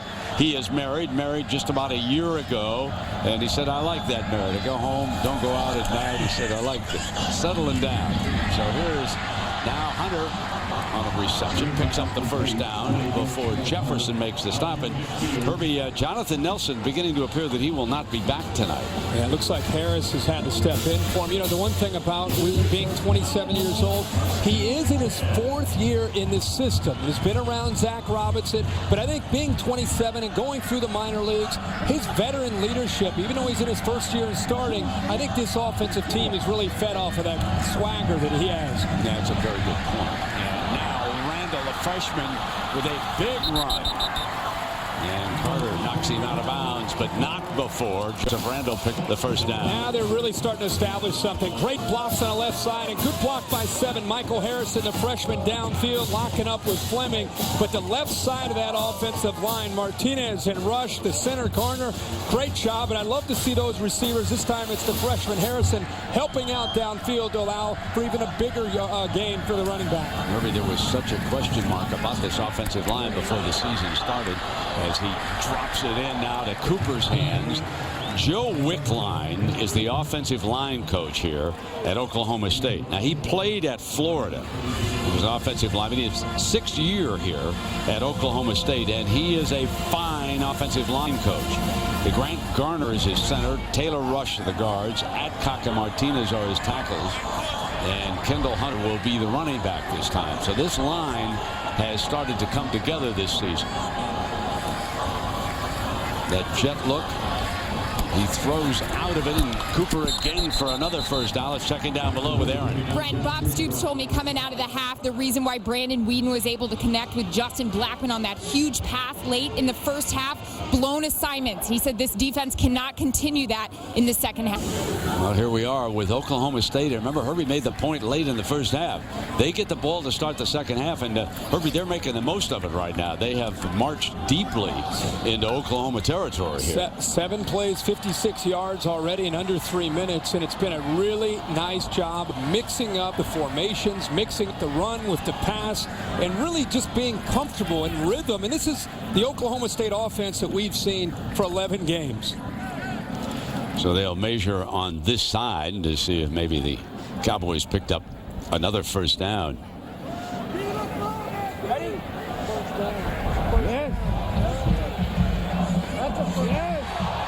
Again, just a fraction of an inch at the 20.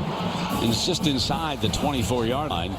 And Whedon, that veteran look, when you've pitched in A-ball, when you've traveled 18 hours on a bus, you're not going to get rattled. When you stand in back there, you're going to be very poised. You're a veteran. I remember Chris Winkie. He and I talked about it.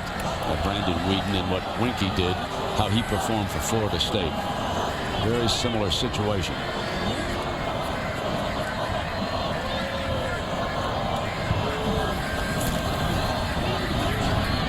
Stepping away from the pressure, and there's penalty.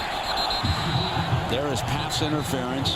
Going to be called on Fleming, I believe.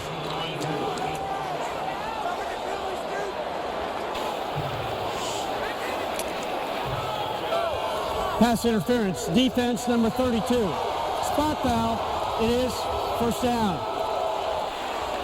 Fleming kind of came up, but I don't know if he didn't see the flag or what. He's had a great year stepping in this year to take over for one of the corner spots, and I think his maturity this time, yeah, he's there a little bit too early. The big fullback, Bryant Ward, with one of his rare opportunities to get his hands on the football. But Fleming's had a great year that time, though, and definitely interfered with Ward. At the 20-yard line, some first down. Confusion by Oklahoma. Looks like Travis Lewis jumped in to call a timeout. Timeout, Oklahoma. Might only be 10 men out there. There were only 10 men out there. I can see them walking off. They'll find the 11th man. Find him, Brent. College football in high definition is presented by Vizio.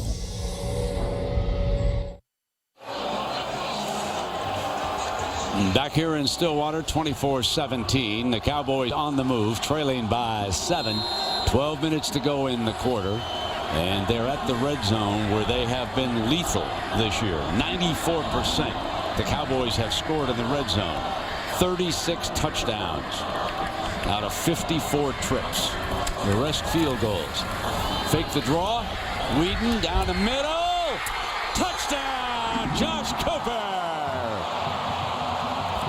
A very patient Brandon Whedon standing tall in that pocket and delivers the scoring strike.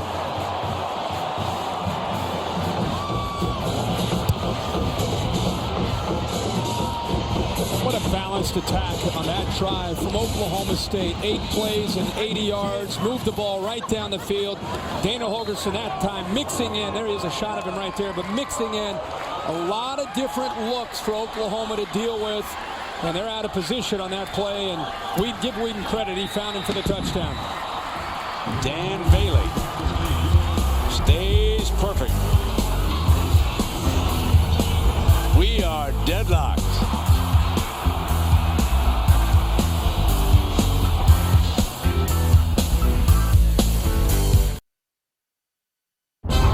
Saturday Night Football on ABC, presented by Southwest Airlines. Find our fares online only at southwest.com. Wrangler, for unbeatable comfort and value. You can count on Wrangler. Wrangler, real, comfortable jeans. And Dr. Pepper. There's nothing like a pepper. This has become one of the best facilities in all of college football. Boone Pickens giving $498 million to Oklahoma State. Amazing, Brandon. Here's a little play action here to Hunter. With the success of the running game, it freezes Lewis. Lewis, by just stepping up a little bit right there, gives them the room that they need to be able to execute. And also Bowling holding this corner gave them the room that they needed. And eventually, nice throw by Whedon just in time for the touchdown.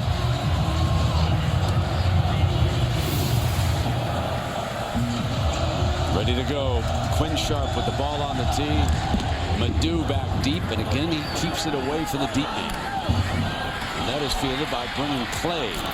Over the running backs, he's out to the 35-yard line. We go to the Times Square studio in New York. Here's Robert Flores. Well, Brent, just like your game, we're tied in Los Angeles. Nick Perry forces and recovers a fumble for the USC Trojans, and that led to this. Mitch Mustaine, 1-yard plunge on 4th and goal. Notre Dame, USC tied at 13, third quarter. Brent. Robert, it is so nice to see Mitch Mustaine finally get a start. I know it came at the expense of an injury to Matt Barkley, but Mustaine has certainly waited his chance out there in Los Angeles after transferring from Arkansas. Now Landry Jones fires incomplete. Now the Sooner big three. We have talked about the Cowboys main men, and here's what the Sooners big three have done. Broyles has had his chance, 8 attempts. He's made 5 catches. One of the guys that has had to step up, and really did late in the first half. Cameron Kenny came up with some big catches, including a touchdown. Yeah, and that time Andrew McGee was all over Kenny too, Herbie. I think they were very aware as to what he did to them in the first half. Broyles from the flat, and he's across the 40 to about the 42-yard line. So here comes your third down play coming up for the Sooners. If the Sooners come up with a first down here, they're going to go up tempo. Again, I've said it for the last few series. I think it's important that Oklahoma eventually takes some shots downfield. Everything is underneath, and it's the Oklahoma State defense is squeezing everything defensively closer to the line of scrimmage. 8 of 14 on third. Short that time is Stills. Stills didn't get there. Kenny Stills was short when he made the reception, and the Sooners will have to punt it away. He's got to know as a young receiver that route is not enough room. The ball he comes back to is going to keep him short of the first down. But again, Oklahoma eventually is going to have to stretch the field against Oklahoma State. It opens up your running game, and it gives you a chance to get back to the underneath, which is their bread and butter in their passing game. The young man who just scored the touchdown is back deep to return this punt by Tress Way. He hangs this way in the air toward the end zone. It will come out on the 20. Now, we've talked about the BCS rankings. If Oklahoma wins this game, it will go to the BCS rankings. That's where these three teams stand right now. Oklahoma State 9th, Oklahoma 13th, and Texas A&M way back at 17th, and that's why most people don't believe that Texas A&M will win the tiebreaker. Highest BCS ranking tomorrow would decide. But if Oklahoma State wins it, there's no issue. They win it outright, and they will go to their first Big 12 championship game. They will play Nebraska next Saturday in Dallas. Kendall Hunter checks into the game, deadlocked at 24 here in the third quarter. Fires it out to the main target, Blackman. And Hurst is over there. Remember, he's playing with an injured ankle. Gets up a little bit gimpy. Had to take himself out once in the first half, and he'll come into the sideline again, shaking his head. Got to applaud his effort just to come out here and play tonight, Brent. He's given it everything that he has, but you can see how much it's affected him. Second down.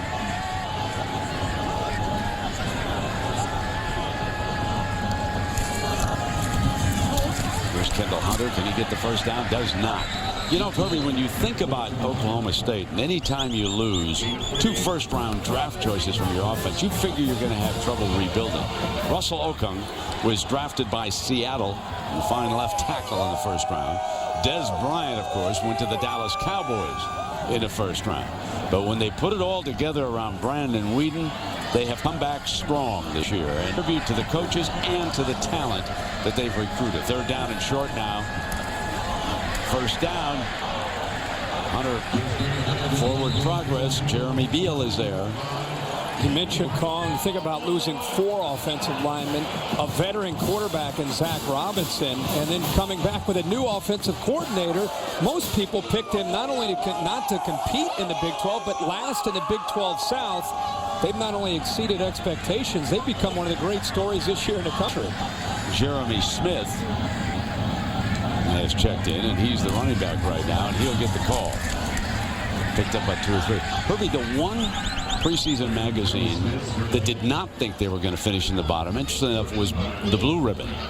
They are the only one. Everybody else said last or second to last. And Blue Ribbon said, no, they've got some talent. They've done a good job. They pointed out that Mike Gunn has been doing an excellent job of recruiting, especially down in Texas. That's a great point. He is building a foundation here. It's no longer let's put it together for 1 year, then go away. There's stability now with this Cowboy program. Second down and 8. Look at the time. And he's covered. He's going to take off one of the few times. Oh, what great vision by the young man. Looked over there, Herbie. He might have thrown an interception. Let's remember, he played 2 years of high school football. Then he went away for 6 years to play minor league baseball. Now he's back as a first-time starter in college football. This is a great job, and it shows you he's still growing. And that's a good job of feeling it, seeing the open room in front of him, and picking up some yards. And now they have a manageable third down here against Oklahoma. And they send Hunter back onto the field along with Joseph Randall.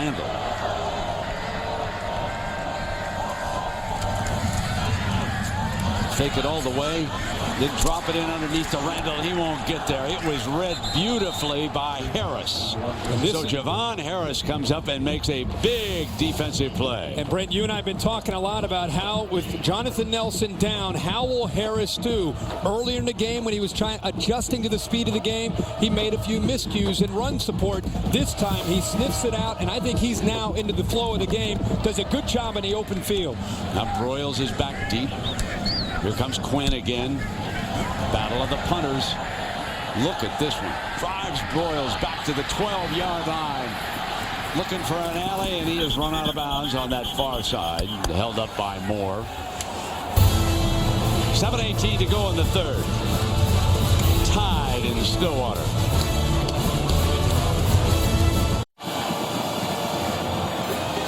Caleb Lavey, a freshman from Galena, Texas, has replaced Ori Lemon, and he was not out there. Lemon was not out there for the last series either.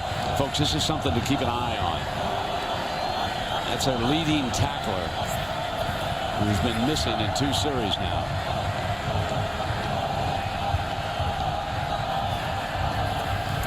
Jones comes up high, and Broyles snags it over there on the far side. And Brent, you're right about not only Lemon being the leading tackler, but the emotional leader. Bill Young saying this week to us that he wouldn't take another linebacker in the country to replace his guy because of that leadership. Been slowed by injuries through the years. DeMarco Murray, a tough run by DeMarco, and Lavey was there.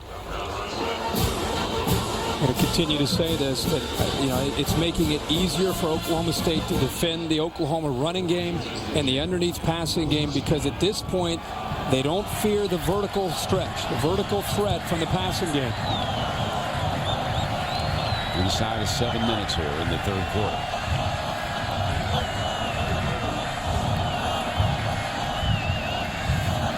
Far side, off Broyles' hands.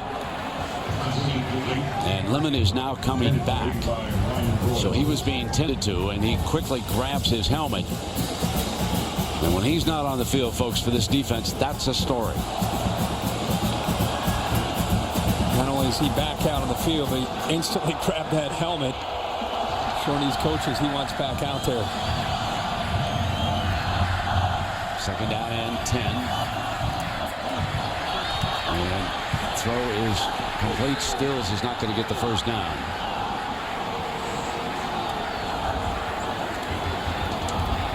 Oklahoma State using, and Lemon is back out on the field, which is great to see for Oklahoma State. Oklahoma State using that kind of a bend but don't break philosophy, just trying to keep everything in front of the defense. 3rd down and 3. Murray is the back. Jones checks the sideline for the play call. Bill Young has 3 linemen down, and he's going to blitz the backers, and they're in on him. They're going to sack him. They come immediately with Gent, number 42. You could see the backers coming through the gaps. And Brent, I think because they disguised it so well, there's confusion right here with the left guard. This time, Icord, he comes down and allows Gent to come free. It's a miscommunication. Great job of disguising the blitz at the last second. And because they timed it up so well, the offensive line did not have time to make the adjustment, and Gent came free right up the middle.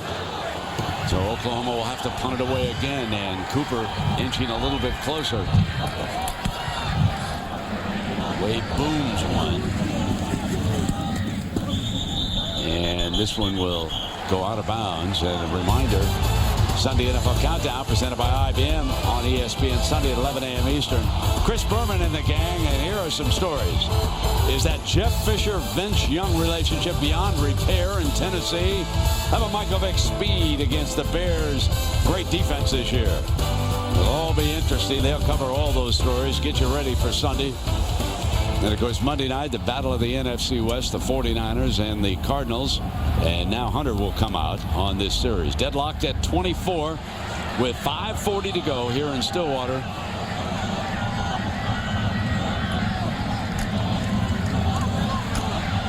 Hunter up the middle, and Lewis throws him back. Oklahoma State. That's Rennell Lewis. But I apologize. No. Oklahoma State, I think, felt that they had a pretty decisive advantage with this offensive line against the interior of Oklahoma's defensive line, because the Sooners have sustained so many injuries, and they just don't lack this. They don't have the great depth and size that they've had in the past. But to the credit of the Sooners, they've held up pretty well in the interior tonight. 2nd down and 9 under pressure. Gets it off. Blackman back on the field, and he will not get the first down. It's going to be 3rd down, a long yard. So he's playing with that gimpy ankle, and hanging in is Justin Blackman, finalist for the Biletnikoff Award, is the best receiver in the country. Offensive line that time in the backs. Hunter helping out in pass protection, giving Whedon just enough time before Jeremy Beal and company got to Brandon Whedon. Jeremy Smith, who's gotten some important yards tonight for the Cowboys, is a running back. Can he get it again? Short. He is stoned, and Beal was there helping out with Quentin Carter coming up. And this was just terrific defense. Outstanding job by Travis Lewis being right. He didn't end up coming up with a tackle, but he was sound as far as his responsibility. See him right there forcing Smith to the outside, and then there's the rest of the defense. You have Beal coming in and also Quentin Carter, but 28, Lewis does a good job because he was responsible and locked up right where he needed to be able to slow down Smith and force Smith to the outside. So our punting battle continues, and here is Quinn Sharp. Fair catch signaled for by Broyles inside the 20-yard line. And here's your Sony big picture for the day. Arkansas taking down LSU, and so we're projecting that Arkansas is going to go to the Sugar Bowl. We'll know that, of course, a week from Sunday. Michigan State holds off Penn State, and Michigan State might be the odd Big Ten team out. Ohio State routing rival Michigan. We're projecting the Buckeyes are going to go to the Sugar Bowl. Wisconsin blows out Northwestern, and we're projecting the Rose Bowl. And already the Badgers are smelling the roses. Figures to be 2 Big Ten teams and 2 from the SEC. And there's Auburn on schedule for the championship game. Swing to Murray.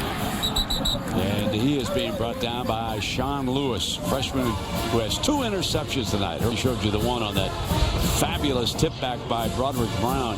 Had another one for 52 yards and a touchdown. What a great year he has had as a true freshman, and they play into the field. Millard going for the first down that time. McGee was over there, and he's just a little bit short of it.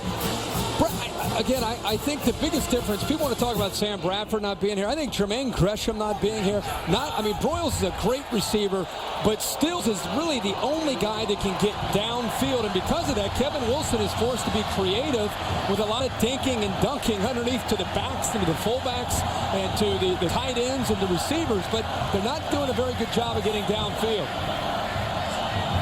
3rd and 1.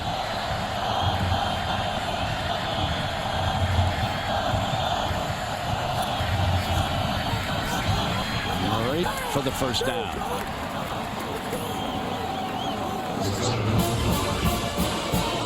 DeMarco Murray, as this game goes on and these defenses are starting to play better and better, you expect your seniors to come up and make big plays for you. Play action, standing tall, and complete.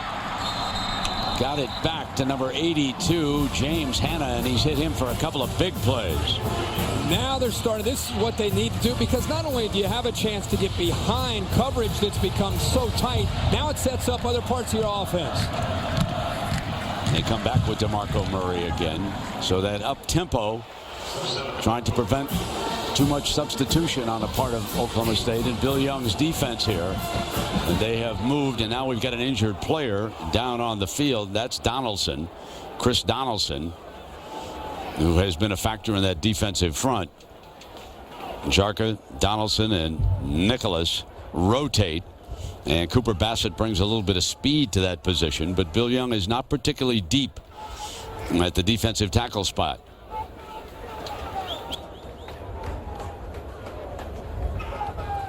Really, Jarka and Donaldson in the interior of Bill Young's defense.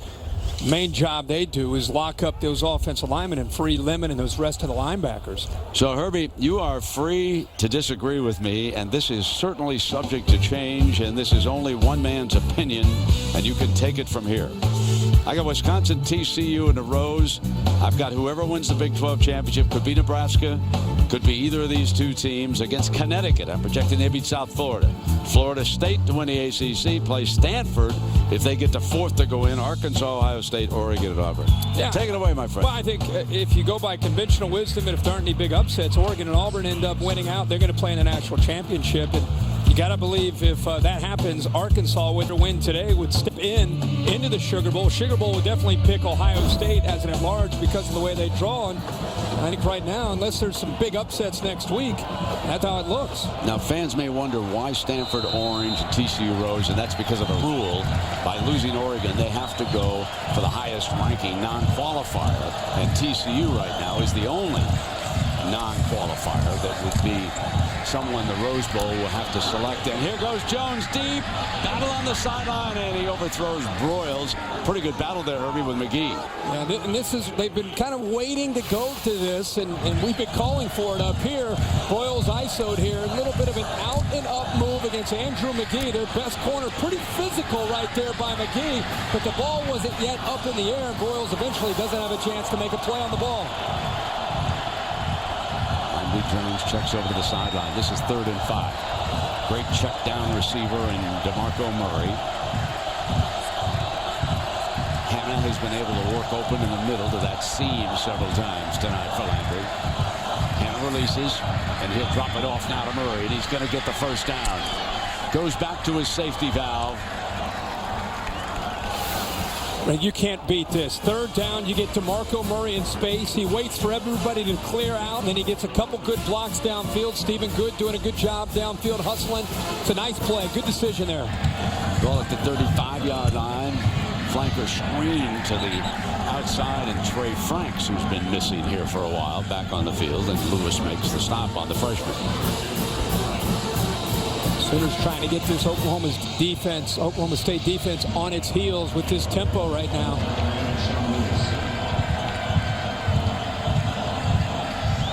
Kenny Stills pretty quiet tonight, isolated one-on-one to the bottom there against Brown, the corner. Now, as soon as Landry Jones sets the offense, Bill Young's defense will move after he gets set. The play clock was coming down. He had plenty of time. There's DeMarco Murray. And Lemon throws him down shy of the 30-yard line. It's good speed by Lemon. And, you know, he's deceptive speed for his size, about 245 pounds. Watch him just mirror Murray. And because of the job by Lewis on the outside, it forced Murray to cut back in and gave Lemon a chance to get in and make that play. 3rd and 6.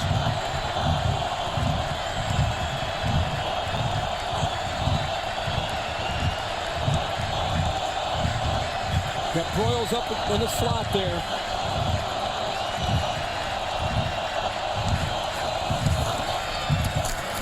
Got the first down, and that's Stills. Kenny Stills. California youngster recruited by the Stoops staff. Just a natural receiver's 5th reception. Like I said, when you're one-on-one to the backside, you've got to be able to help your quarterback out and make those plays. In the 3rd quarter, pump fake by Jones, going to go for the touchdown, and he's covered. Overthrew Franks, and he was not free of McGee. Andrew McGee with a broken wrist, a cast on it. He has 5 interceptions, and the coach is telling us, Herbie, one of those picks came with that cast on the wrist. What a gamer, a senior, and he's going to check out of the game, maybe catch a little win. Oklahoma now, just on this drive alone, starting to go after McGee, and at the very least, just at least stretching the Oklahoma State defense. Murray on the field as a receiver. Finch is there as the running back. 49 passing attempts here tonight, and Millard runs right straight ahead for that fullback spot. Well, he is a good-looking. You've seen a lot of true freshmen from both sides, from Oklahoma and Oklahoma State, and you talk about an impressive-looking fullback. It's a rare breed anymore in college football to see an old-school fullback, 6'2", 245 pounds. He's a warrior. Next pass will be number 50 for the Oklahoma sophomore. He's 30 of 49 for 265. He's averaging 316. So come on back for the money quarter. This presentation of Saturday Night Football presented by Southwest Airlines returns after this message and a word from our ABC stations. We welcome you back to Stillwater.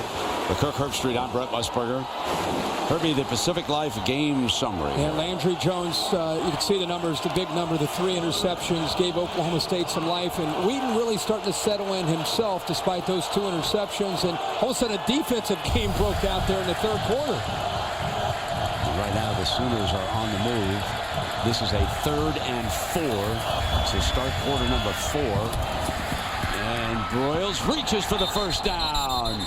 Great effort, veteran receiver, knew he wasn't there, and he got the first down battling Broderick Brown. And this is what makes Ryan Broyles so good. It's not just he's able to make plays, it's the effort and the awareness to make that play.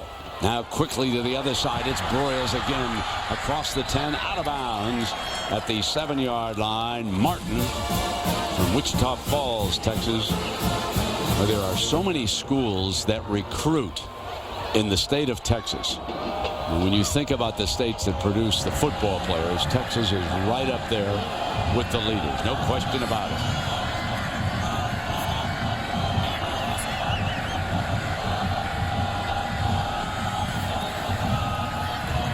Under pressure, high and incomplete, and I believe that was Donaldson who was shaken up back on the field. He applied the heat that time on Landry. I think that pressure forced Landry Jones to, I think he locked in a little prematurely. You could see DeMarco Murray slide right out of the backfield. He was right in front of Jones, and Jones had time. He would have been able to see him and probably could have gotten into the end zone for a touchdown. He's at 3rd down and 4.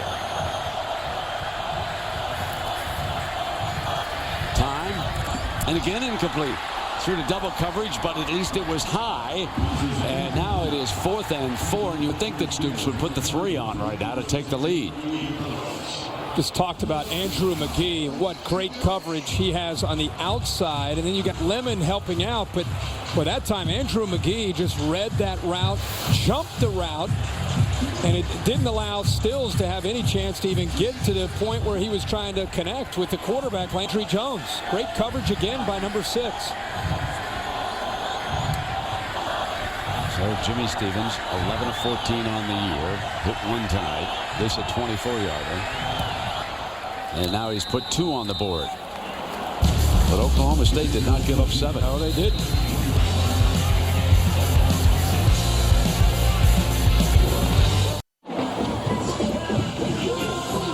Well, the Sooners lead this Bedlam battle 27-24. 14:25 to go now in the 4th quarter. Just waiting. Kick it off. This one's returnable. Picked off in the 10 by Gilbert, the freshman. And the scrum throws it back to about the 25. On Monday Night Football, 8:30 p.m. Eastern, the 49ers and the Cardinals. So the battle for the NFC West continues. That'll be your Monday night game. Now, we talked about Texas, the number of players. Take a look at this from the Week 1 rosters, the states. California, Texas, Florida, 1, 2, 3, and then Ohio and Georgia right there too, Herbie. Got him on the board there. Tough to compete with the sunshine. That's right. You know. Here we go. 1st down and 10. Swing it out now to Randall. He's to the 33-yard line. Wheaton hasn't missed a pass here in the second half. He's now 9-9. Doesn't have huge yards, but he's in rhythm more because the offense is a little bit more conducive to getting into a flow where you can run the football, he can make some good throws, and he's got more time to be able to throw, and makes it easier, obviously, on his decision-making.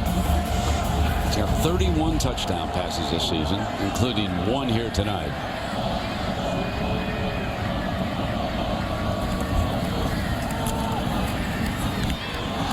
Dropped. That's the first mistake here in the second half by Oklahoma State. And you and I were talking at the break, every series at this point, pivotal. You're in the 4th quarter. Every chance you have to be able to try to secure a drive, put points on the board. You're playing basically for a right to get to Dallas in a Big 12 championship game, to play Nebraska. And that was a big drop by Annie. 3rd down and 6. Wheaton is so calm in the pocket. Snaps it off, goes right back to him, but it's short of the 1st down.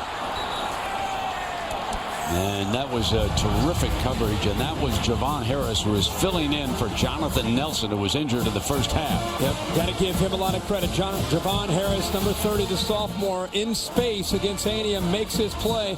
And Anium's a much bigger receiver. He just does not have the ability to explode and get around Harris. But again, Harris, a second time in the last few series, makes another big play defensively. So Sharp will bang it away, and Broyles is back deep for the Sooners. And try to return this from the 20. And he is banged out of bounds at the 22-yard line, so we'll take a break. 27-24. Sooners lead it by a field goal in regulation. Saturday Night Football on ABC, presented by Southwest Airlines. Find our fares online, only at southwest.com. Liberty Mutual Insurance, responsibility, what's your policy? And Nissan, proud partner of the Heisman Trophy. Well, there's a lot at stake here tonight. A spot in the Big 12 championship, their last championship game, as they'll go to 10 teams next year. Nebraska waits the winner of the South. If Oklahoma State can rally and win this, they will play. But if Oklahoma wins, we'll have a three-way tie, and the highest BCS ranking will play Nebraska. Murray and Finch in the backfield alongside Landry Jones. Play action fake, going to come deep down the middle. Broyles incomplete. And they went with the diamond formation, which has a tendency to show that they're going to run the football, but they got exactly what they wanted. One-on-one coverage to the outside, and that time Broyles got behind Brown and had a chance for the big play. But Kevin Wilson, these last two series, starting to stretch the Oklahoma State defense. And even when you don't hit that, it's going to give Landry Jones and this offense more room to work with underneath and with their running game. Here is the running game. The freshman Finch bounces off a Lewis attempted a tackle, and Thomas is up there on him. Oh, what a tough run by Finch, taking on the veteran Lemon. Able to bounce off him and pick up another 4 or 5 yards to give him a really good chance here. Now 3rd and short. Absolutely. I love that little guy. DeMarco Murray in the I formation behind Miller.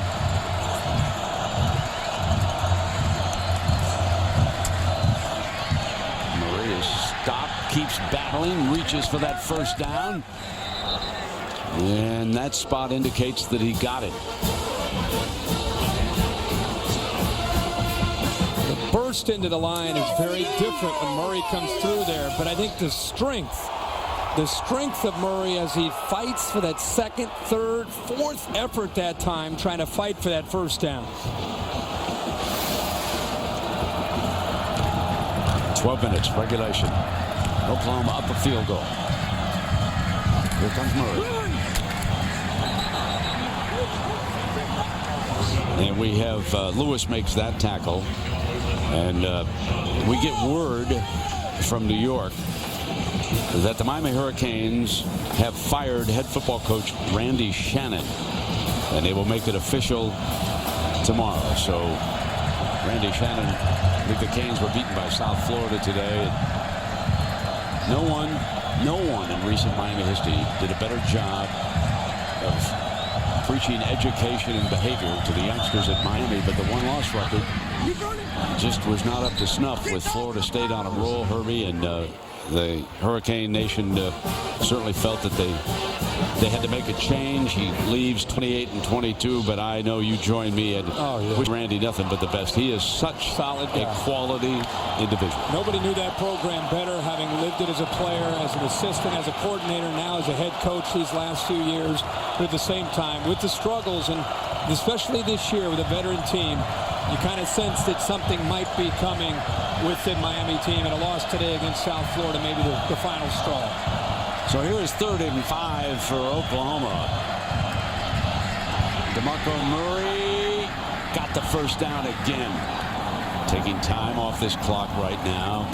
That's a good job up front on a 3rd down and 5. They're going to run the football. Look at the job that time the Oklahoma offensive line does, coming off the ball and pushing them back. And they go quickly now to Murray, trying to ambush the defense.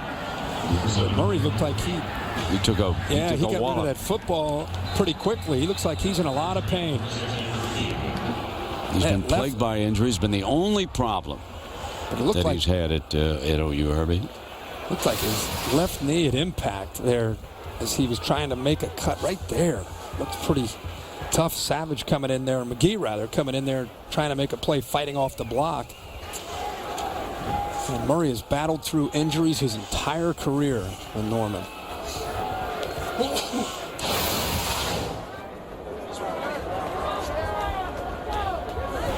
27-24, 10-17. Herbie, as Murray's being tended to, and we'll certainly follow that story. Let's take a look at the Heisman Trophy race and your feeling right now.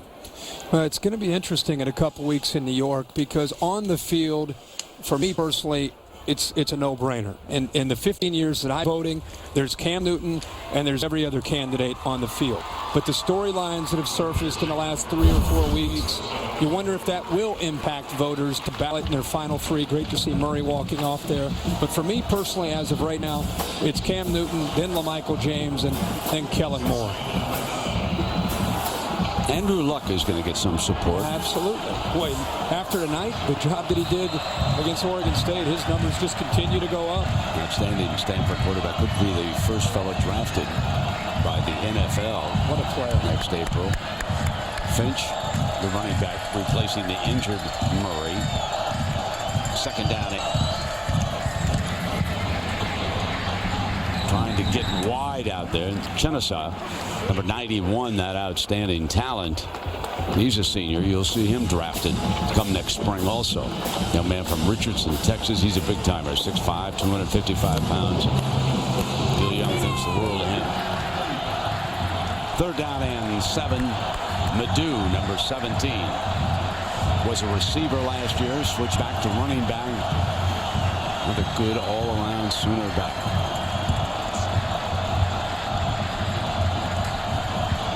They release him, throw deeper than that for the first down, however, and that's Hanna again. Hanna has burned this secondary. Right, it's the third time that Hanna's found that exact same spot behind the linebackers, and it's a good job of Landry Jones getting into rhythm. James Thomas that time right behind him. There's 12 men on the field for Oklahoma State. Believe they got him off. Let's see.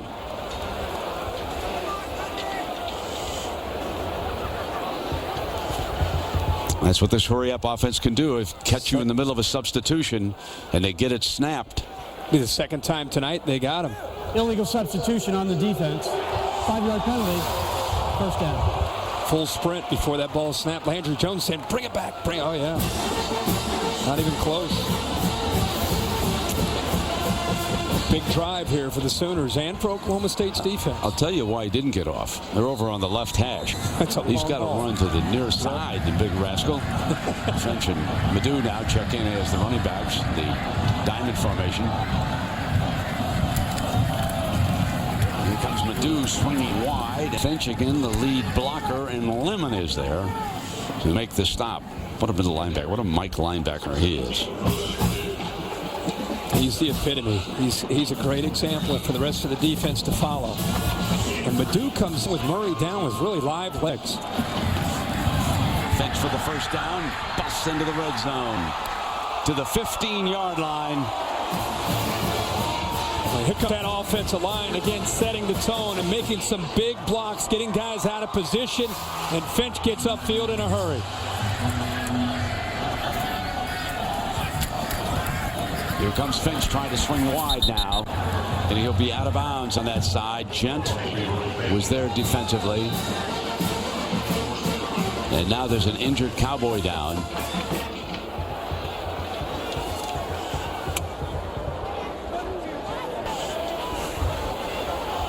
Nicholas. So again, they're a little short-handed in the middle defensive line.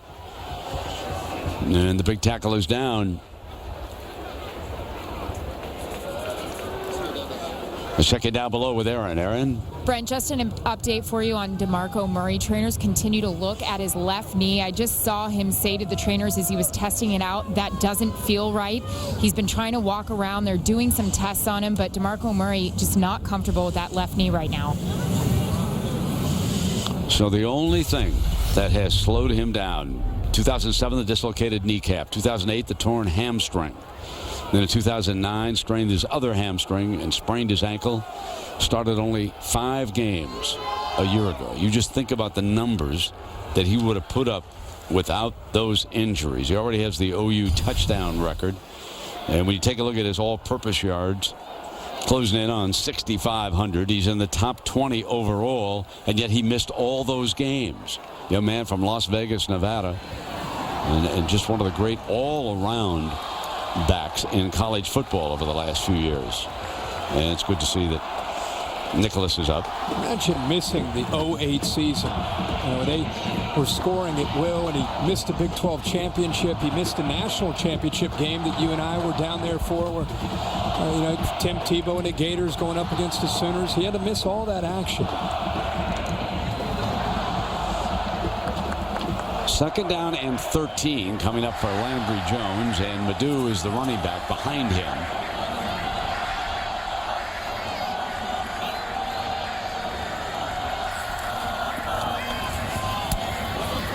Drops it off to the freshman Stills.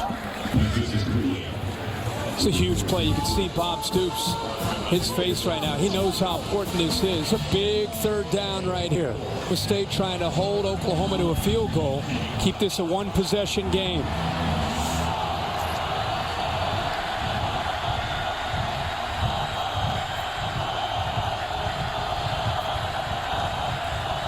You can stop him here and force another field goal. It would be huge. Third down and 9. Throws it away. They have forced another field goal. And you're right, Herbie. Keeping that in the one-score range is just huge for the Cowboys here. Good mix-up there by Bill Young. Rushing 3, dropping 8. And Landry Jones, as he looked off to the right towards James Hanna, he was over there. Ryan Broyles, just nobody open. All he could do was throw the football away.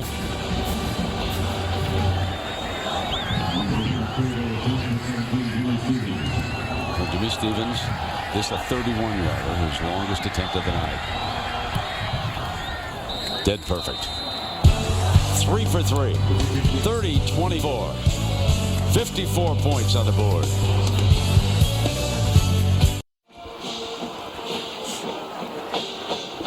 Well, ABC's Winter Wipeout. Same show with snow. More spills, thrills, and lots of chills. Winter Wipeout premieres Thursday, January 6th on ABC. That is 4 nights before the BCS Championship on ESPN this year. Right now, of course, sitting 1 and 2, Oregon and Auburn. Both with a game to play next week. And here's Tressway to kick it away.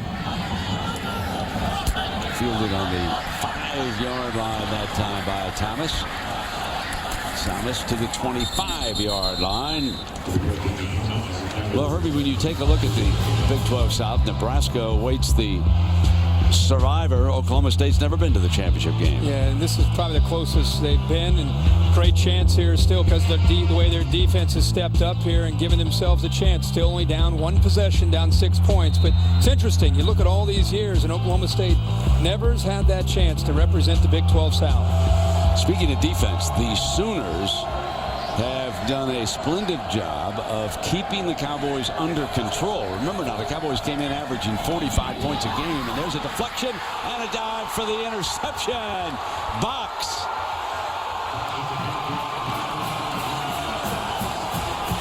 The 3rd interception of the night, and it was deflected by Rennell Lewis. Then it's a zone blitz where they brought pressure with the linebackers and then dropped the defensive lineman. Great job by Lewis getting their hands up in the air. And I'll tell you, that was an instinctive play by Austin Box, who was coming in on a blitz. Then he jumps up into the air. Then he sees the ball and has the ability to be able to go up and make that interception. And the Pelini brothers just reached for a reel of Oklahoma offense. First down and 10.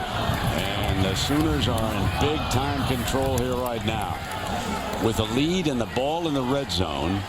7:20 on the clock. Murray's still out. Madu out there along with Finch. Millard in that backfield. Still 7 minutes to go in this game. They can run some time here, Herbie. Even a field goal is huge. If they can take 2.5, 3 minutes off and get on a 9, that forces the Cowboys to look for 2 scores right here. Nothing's a lock with Jimmy Stevens, even though he's hit 3 tonight. Pump fake.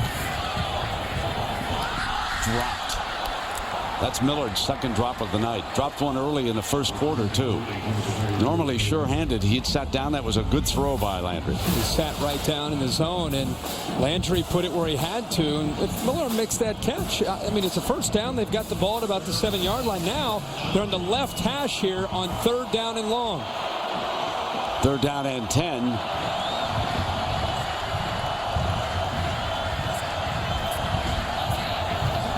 Remember, if it gets too long, they'll switch to Patrick O'Hara. Drop it off to Madu in the middle. Picks up 9 yards before he's sent down by Lewis. See if Bob Stoops right away calling for Jimmy Stevens. They're short. He wants to get that lead, like you said, to 9 points and make it a 2-possession game. 9's just a big number. Jimmy Stevens has been hot tonight, 3 for 3. Has a history of being a little erratic. He's 13 of 16 for the year, and he has kicked a 42-yarder. This a 26-yarder.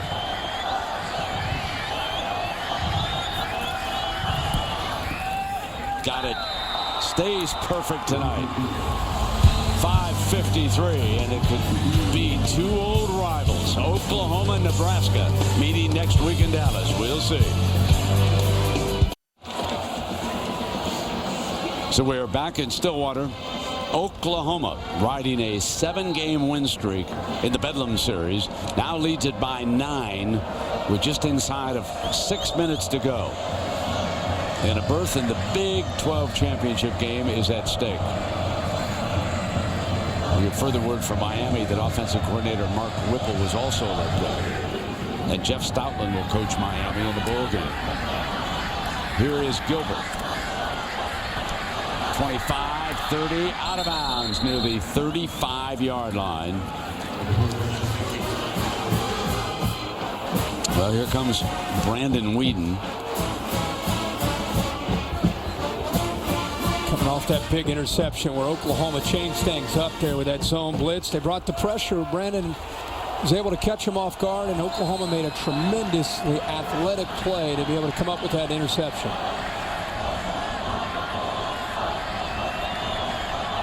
Kendall Hunter. Whedon throws, drops it in underneath the Bowling. Well, they pick up a first down, and of course the main weapon is Justin Blackman. And much like Oklahoma towards the end of the half, because of their familiarity with this hurry up, they're still in a comfort zone, even though they're down 9. They just got to move the ball down the field. Diving reception, incomplete. Waved off the live judge over there on that side. Harrison, he's got it. Yeah, he's marking it. Yes, sir. He came up with the catch. At least that's what they're calling it on the field. That's a tremendous effort by Michael Harrison. Wow, whiz ever. Wow. First down and 10. There's the handoff now to Hunter. Hunter on a cutback into the middle. Breaks free on the right side and is bounced out of bounds. Carter is over there with Hurst. This is Kendall Hunter. This is a stretch play, and it's great vision to cut this back. He read that perfectly. The Oklahoma linebackers were flowing strong. He cut back underneath them. That's the first time we've seen Hunter out in open space for 21 yards. Now from the 22-yard line.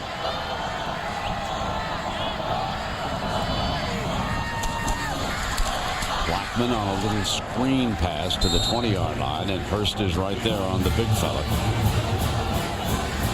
Playing despite that gimpy ankle. Been a gamer tonight. You can see it is still bothering him, and he's coming off on the sideline. They're going to give themselves another healthy receiver.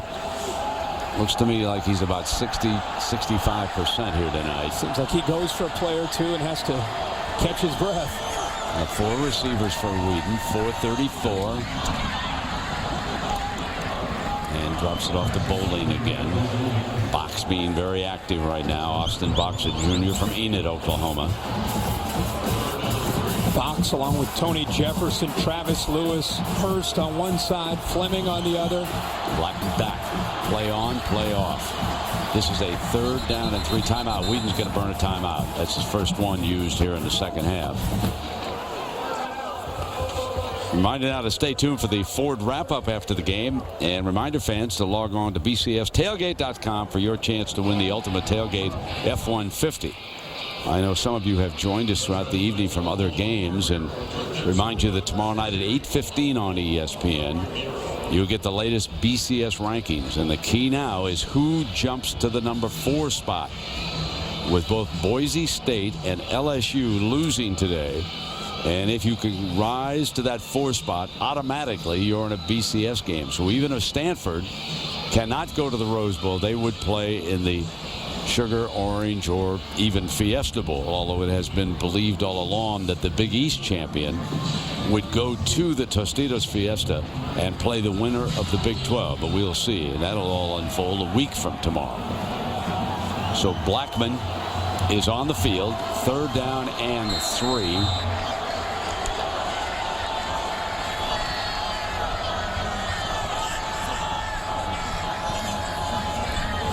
Play action. Strike. Touchdown, Blackman. What a beautiful throw by Brandon Whedon. And he, too, is a little gimpy here tonight. But they're hanging in. They've given themselves a chance with plenty of time.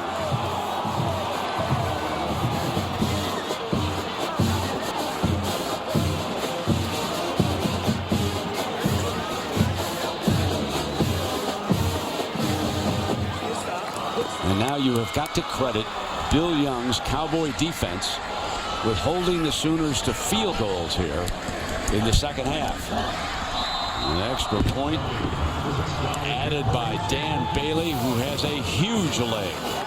Brent Cooper goes into motion. It's going to attract some of the defenders, but here's Blackman at the top, goes to the post. The important thing here is Whedon allows the play to develop, and eventually he gets cleared into a window, and he's able to show his arm strength there. But the most important thing, a minute, 31 seconds to be able to go the length of the field there and come up with not just a field goal, but a touchdown, and to make this a very interesting finish here. They're only down 2. He's got a strong arm. Yes, he does. Accurate. He throws strikes. He sure does. Well, here we are. What a chance they've given themselves now with 4:06. Remember, Oklahoma, the last 3 times they've threatened, they've settled for field goals. They lead only by 2. And Dan Bailey is a huge weapon on the Oklahoma State sideline. We got a 2-point game right now at 4 minutes and a major series coming up for the Sooners.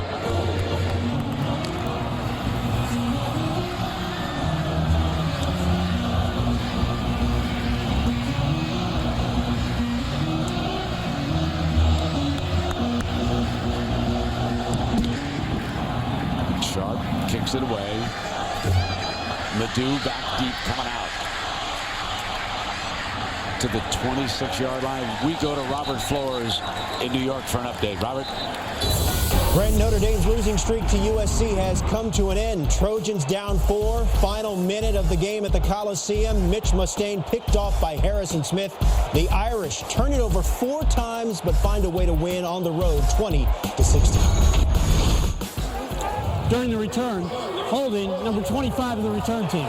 10-yard penalty from the end of the run, 1st down. So a big mistake on the return. The crowd, many of the students are down in this end zone. Landry Jones has thrown it 59 times tonight. Finch and Nadeau are in. DeMarco Murray injured, still on the sideline.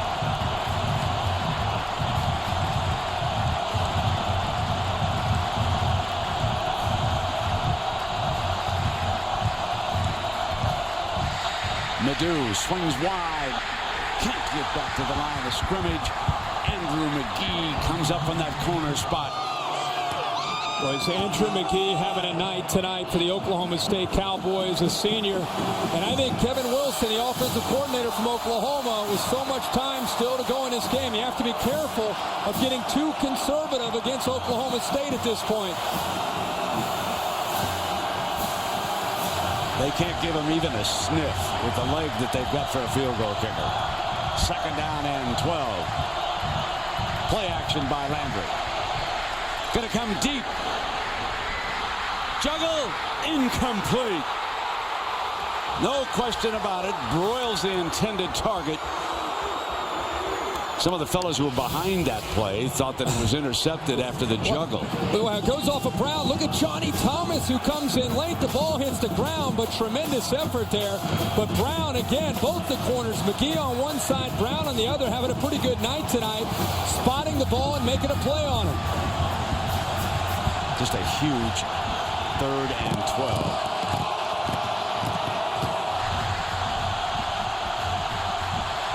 Right in front of that student section.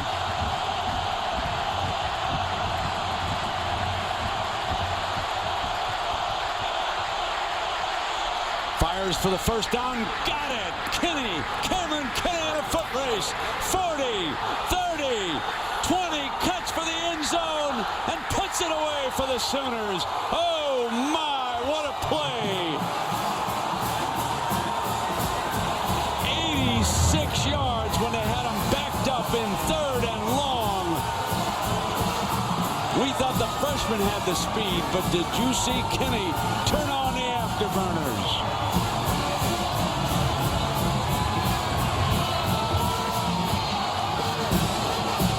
Stunned on the Oklahoma State sideline, and they're great fans.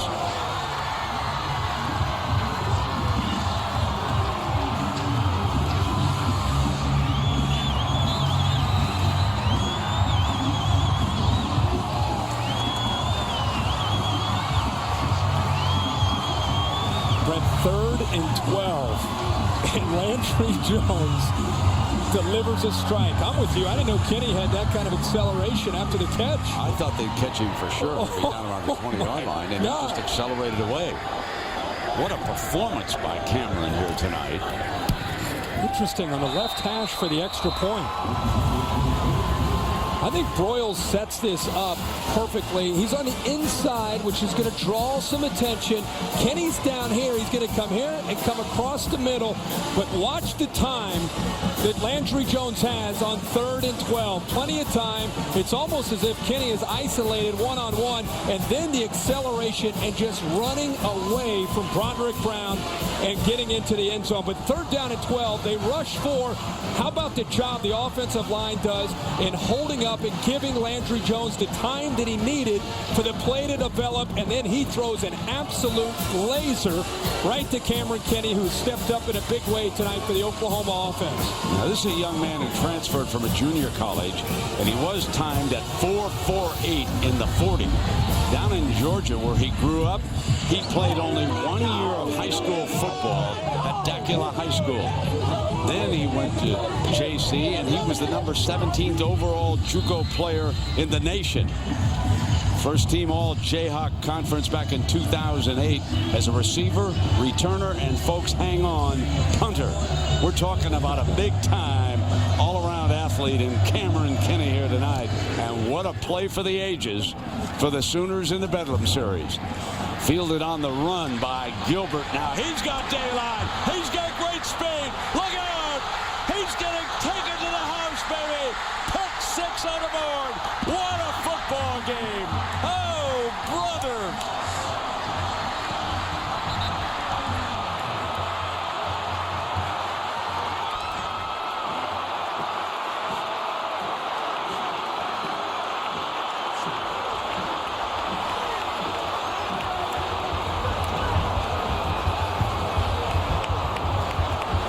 The freshman from Huntsville, Texas, goes 89 yards, and there's just no quit in these Cowboys.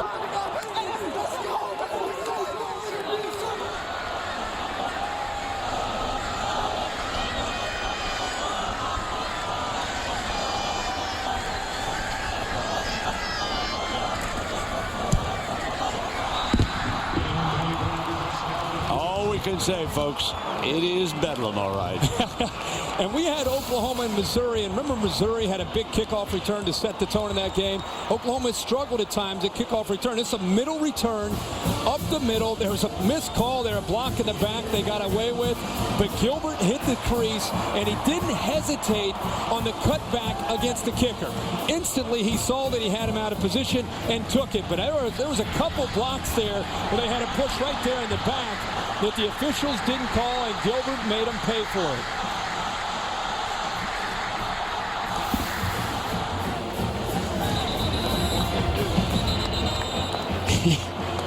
Like you can't catch your breath. I know. Big 12 football, right? It is. Next week, more of the same in Dallas. Made a good point about Oklahoma State not quitting. After what they just dealt with that play by Kenny, you're thinking, do they have anything left in them? Can Whedon deliver again and lead them down there? Second time, but they've had to come up with an answer. They've done that here the last 2 times they've had their hands on the football.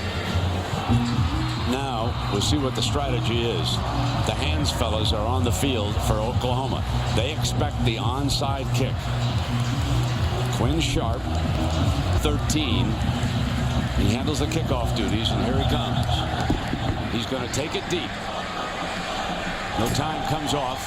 He's going to let Oklahoma have it on the 20-yard line with 2. Hold on, everybody. Was there a timeout called? Yeah, I think there's a timeout. Timeout. Oklahoma. A second and a half.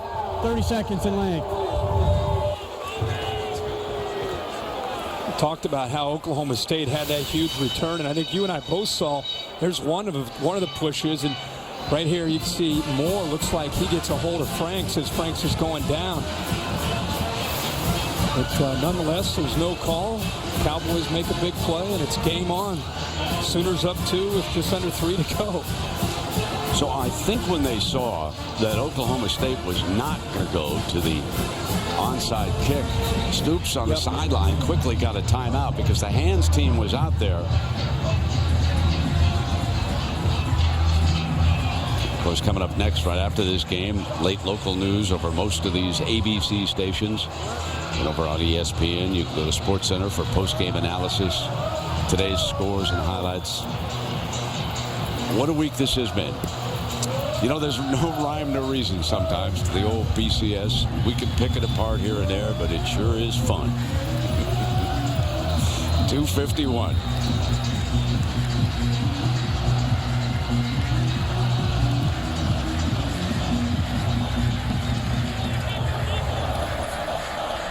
Here we go. He just drills it again. Stoops might have saved the timeout. It'll come out on the 20-yard line. That youngin's got a leg now. It'll be interesting to see if they use him as the field goal kicker or the punter next year. So here we go, Herbie. Landry Jones without DeMarco Murray. Remember, this Oklahoma offensive line, even with Murray down, has done an amazing job of setting the tone, coming up with some pass protection at times, and also coming off the ball and knocking Oklahoma State off the football to help out with Moses Madu back there in the backfield. Now let's see what kind of time management Mike Gundy's going to go to. He's got 2 timeouts remaining. We're down at 2:51. Madu is the running back. And they stop him right away. Instantly called. Mike Gundy calls the timeout. There we are. Time management. You know, he told us in the meeting, so what do you find different about not calling plays? He said, well, one of the things, I have been more into time management. I can take a bigger overall view of what's going on. And I can pay more attention to the defense. I can check attitude on the field. And he said, I do miss play calling. He said, don't misunderstand. I enjoyed it all those years. But it is interesting right now, he has used one of his 2 remaining timeouts. He's still got 1 left. First things first, of course, they can't blow any tackles here. You're right. It is interesting to talk to him about. Remember, we used to call games, and he'd have his back towards the field as the defense was out there, and everybody marveled at the fact he's the head coach, and he's over there scheming plays offensively and not even concerned about the defense. Well, now with Dana coming in to call the offense, as you said, it's freed him up to become more of a head coach and in charge of all aspects of the game.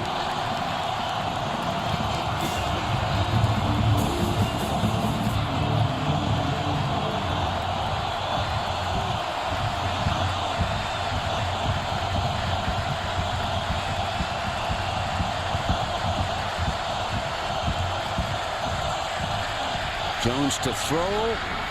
Complete. A wide open Hannah. Now he's in a foot race for the end zone, and he'll score. Wow. A 76-yard touchdown.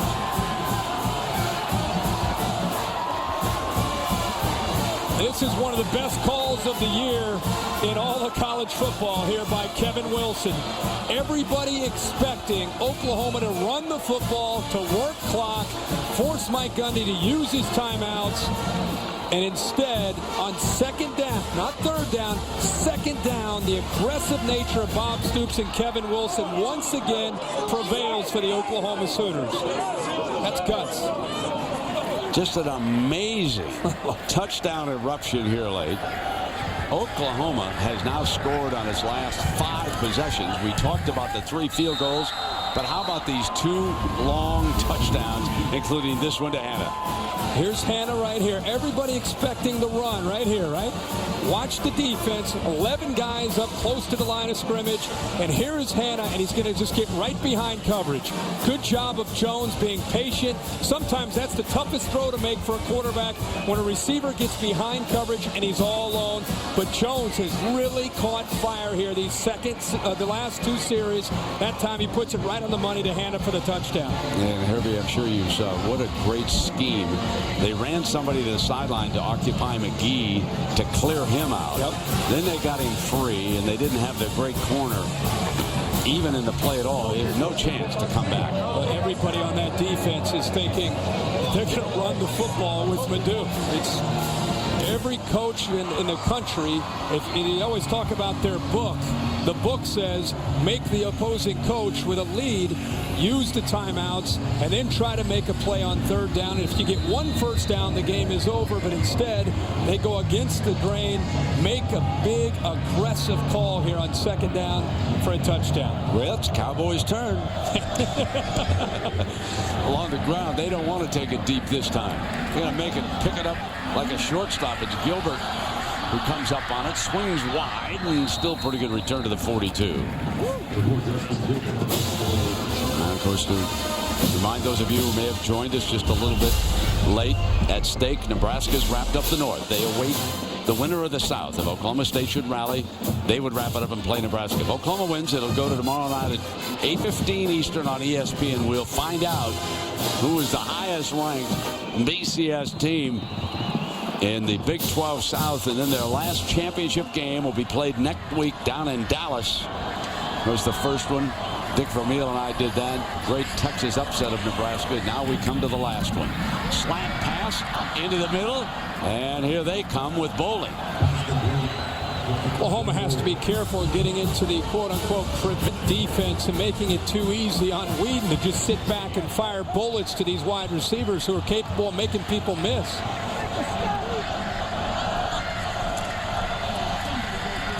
Whedon has time. Through the double coverage that time. Dangerous pitch out there. Tony Jefferson was right there on Bowling. Hurst also was there. The double coverage, and he also had Blackman trying to get behind, even though he's limping.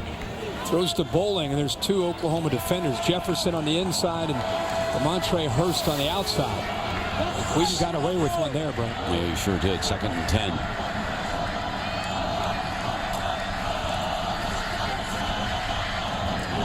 Coming underneath, and Cooper, Josh Cooper, prevented from going out of bounds because he didn't get the first down. That clock is still running. That was terrific, keeping the young man from getting out of bounds in that situation. That was Harris again, Brent, the safety who has stepped up tonight for Jonathan Nelson. Really has ended up playing a great game. 3rd and 3, need the first down here. Whedon, and he's got it. Cooper again. So clock was stopped there for a few seconds here on the first down. Brent Venables trying to change up the looks, that time putting 8 defenders in coverage. He's rushing with 3. And Whedon has a lot of time, drops it in underneath to Cooper. Clock will not stop, going to continue to run. They're going to have to hurry. Going to use their last timeout. Logic there from Bob Stoops and Brent Venables by dropping 8. Just try to keep everything in front of you. Don't allow them to get out of bounds. Don't allow them to get to the first down. Keep the clock moving and force them to use their timeouts. Well, in this situation, with the score at 47-38, it's not the worst thing in the world for Oklahoma State to kick a field goal.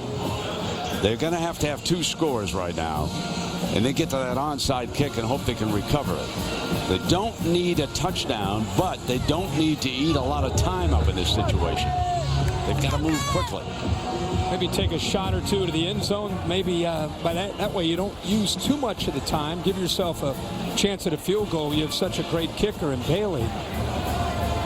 Blackman is off to the left. Justin Blackman. He's caught 8 balls for 105 yards here tonight.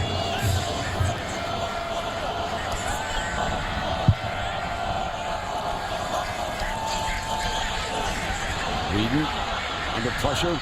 He does throw it away in the end zone. Now it'll be 3rd down, 1:11 left. Jeremy Beal was applying some heat there, number 44. He and David King, and when you rush 3, typically the quarterback's going to have time to throw, but Beal and King that time just get right through Oklahoma State's offensive line.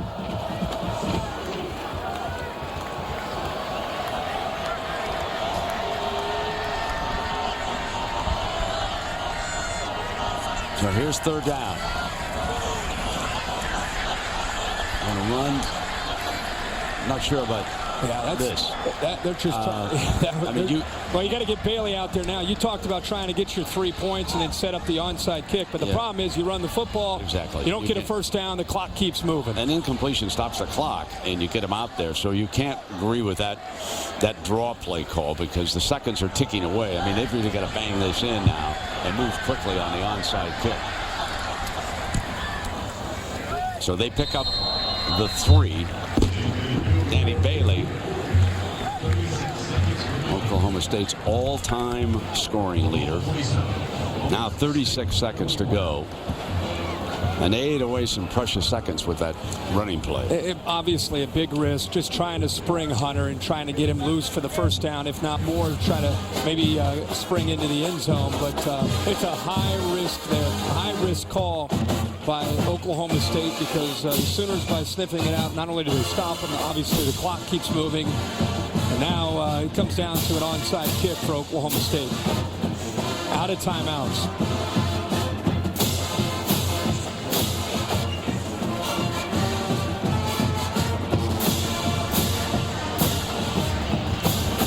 Unbelievable. Living up to the reputation. Neighborhood rivals traded blows, didn't they? 81 miles apart. Now the hands people are out there for Oklahoma. All 11 are up for the Sooners. Puts it up high in the air, and it is fielded by you-know-who, Mr. Broyles. Number 85, their ace receiver, and if you were going to kick it in the direction of somebody, he might be the last one you'd kick it at. But he's right in the middle. I mean, it's like he was kicked to him. And as you said, if there's one guy, if you're an Oklahoma fan, there's one guy you want to be in position to be able to go up and make the catch. That's the guy. So Oklahoma will play Nebraska for the Big 12 championship. They did not meet this year. They are 2 ancient rivals. And they're about to part ways with the Cornhuskers headed for the Big 10. And, of course, the Sooners staying right in the Big 12, which becomes a Big 10 conference, if you will, next year. The victory formation at hand. It is now 8 in a row for Bob Stoops and the Sooners over Oklahoma State. Bob coming across the way. He and Mike Gundy are very good friends, of course. Mike Gundy's brother, Cale, is a coach on Stoops' staff. Recruiting coordinator, works with the running backs. Bob is now making his way, and there is coach. So Oklahoma State goes to 10-2. They'll still get a good bowl bid this year. And here it is. 3-way tie. Texas A&M with the same record is up there with Oklahoma State and Oklahoma now. It's a 3-way tie. And so the BCS rankings will determine it tomorrow night. What a job by Landry Jones. He had the interceptions, but ends up having a huge game late in the ball game to secure it for Oklahoma. Let's go to Aaron Andrews with Coach Stoops. Brent, thanks. You score on 5 straight possessions. Where was this offense for most of the game? What was clicking?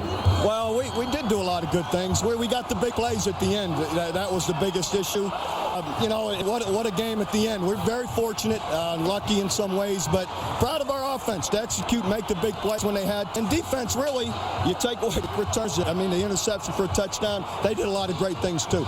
3rd and 12, 86-yard touchdown. What was the play there? What was the call? Tell me. Well, we're just, we just got Cameron on a crossing route, and he just beat everybody. Got behind everyone. Same thing with James Hanna. We had a kind of a play-action pass, and they're expecting us to run, and he just got behind everyone as well. So Landy threw 2 great balls. You're now in the driver's seat to potentially go to Dallas next week, match up with Nebraska. If you have the opportunity to do that, it'll be for the last time in the Big 12 playing for the championship. What will it be like being a part of that history? It'll be pretty amazing. And then 2 historic programs when you look at Nebraska and Oklahoma, the tradition and all the great rivalry games they had, and to hopefully finish the championship game with us being matched against each other would be really exciting. Both Pelini's done a great job there. So Buddy's a buddy of mine, and Carl his brother. So it'd be pretty special. Hopefully it'll happen. Thanks, Coach. Appreciate it. Thank you. The Battle of the Youngstown, Ohio boys coming up. Well, we had 88 points. We hope you enjoyed every one of them. Next Saturday on ABC, Saturday Night Football, 8 Eastern, Dallas. Dr. Pepper Big 12 Championship. One more for the ages, perhaps. Nebraska, and will it be Oklahoma? We'll find out for sure tomorrow night. We thank all of you for watching ESPN on ABC. Now we take you to Times Square for the Ford Wrap-Up with Robert Flores. Take it away, Robert. All right, Brent, thanks. Welcome to the Ford Wrap-Up.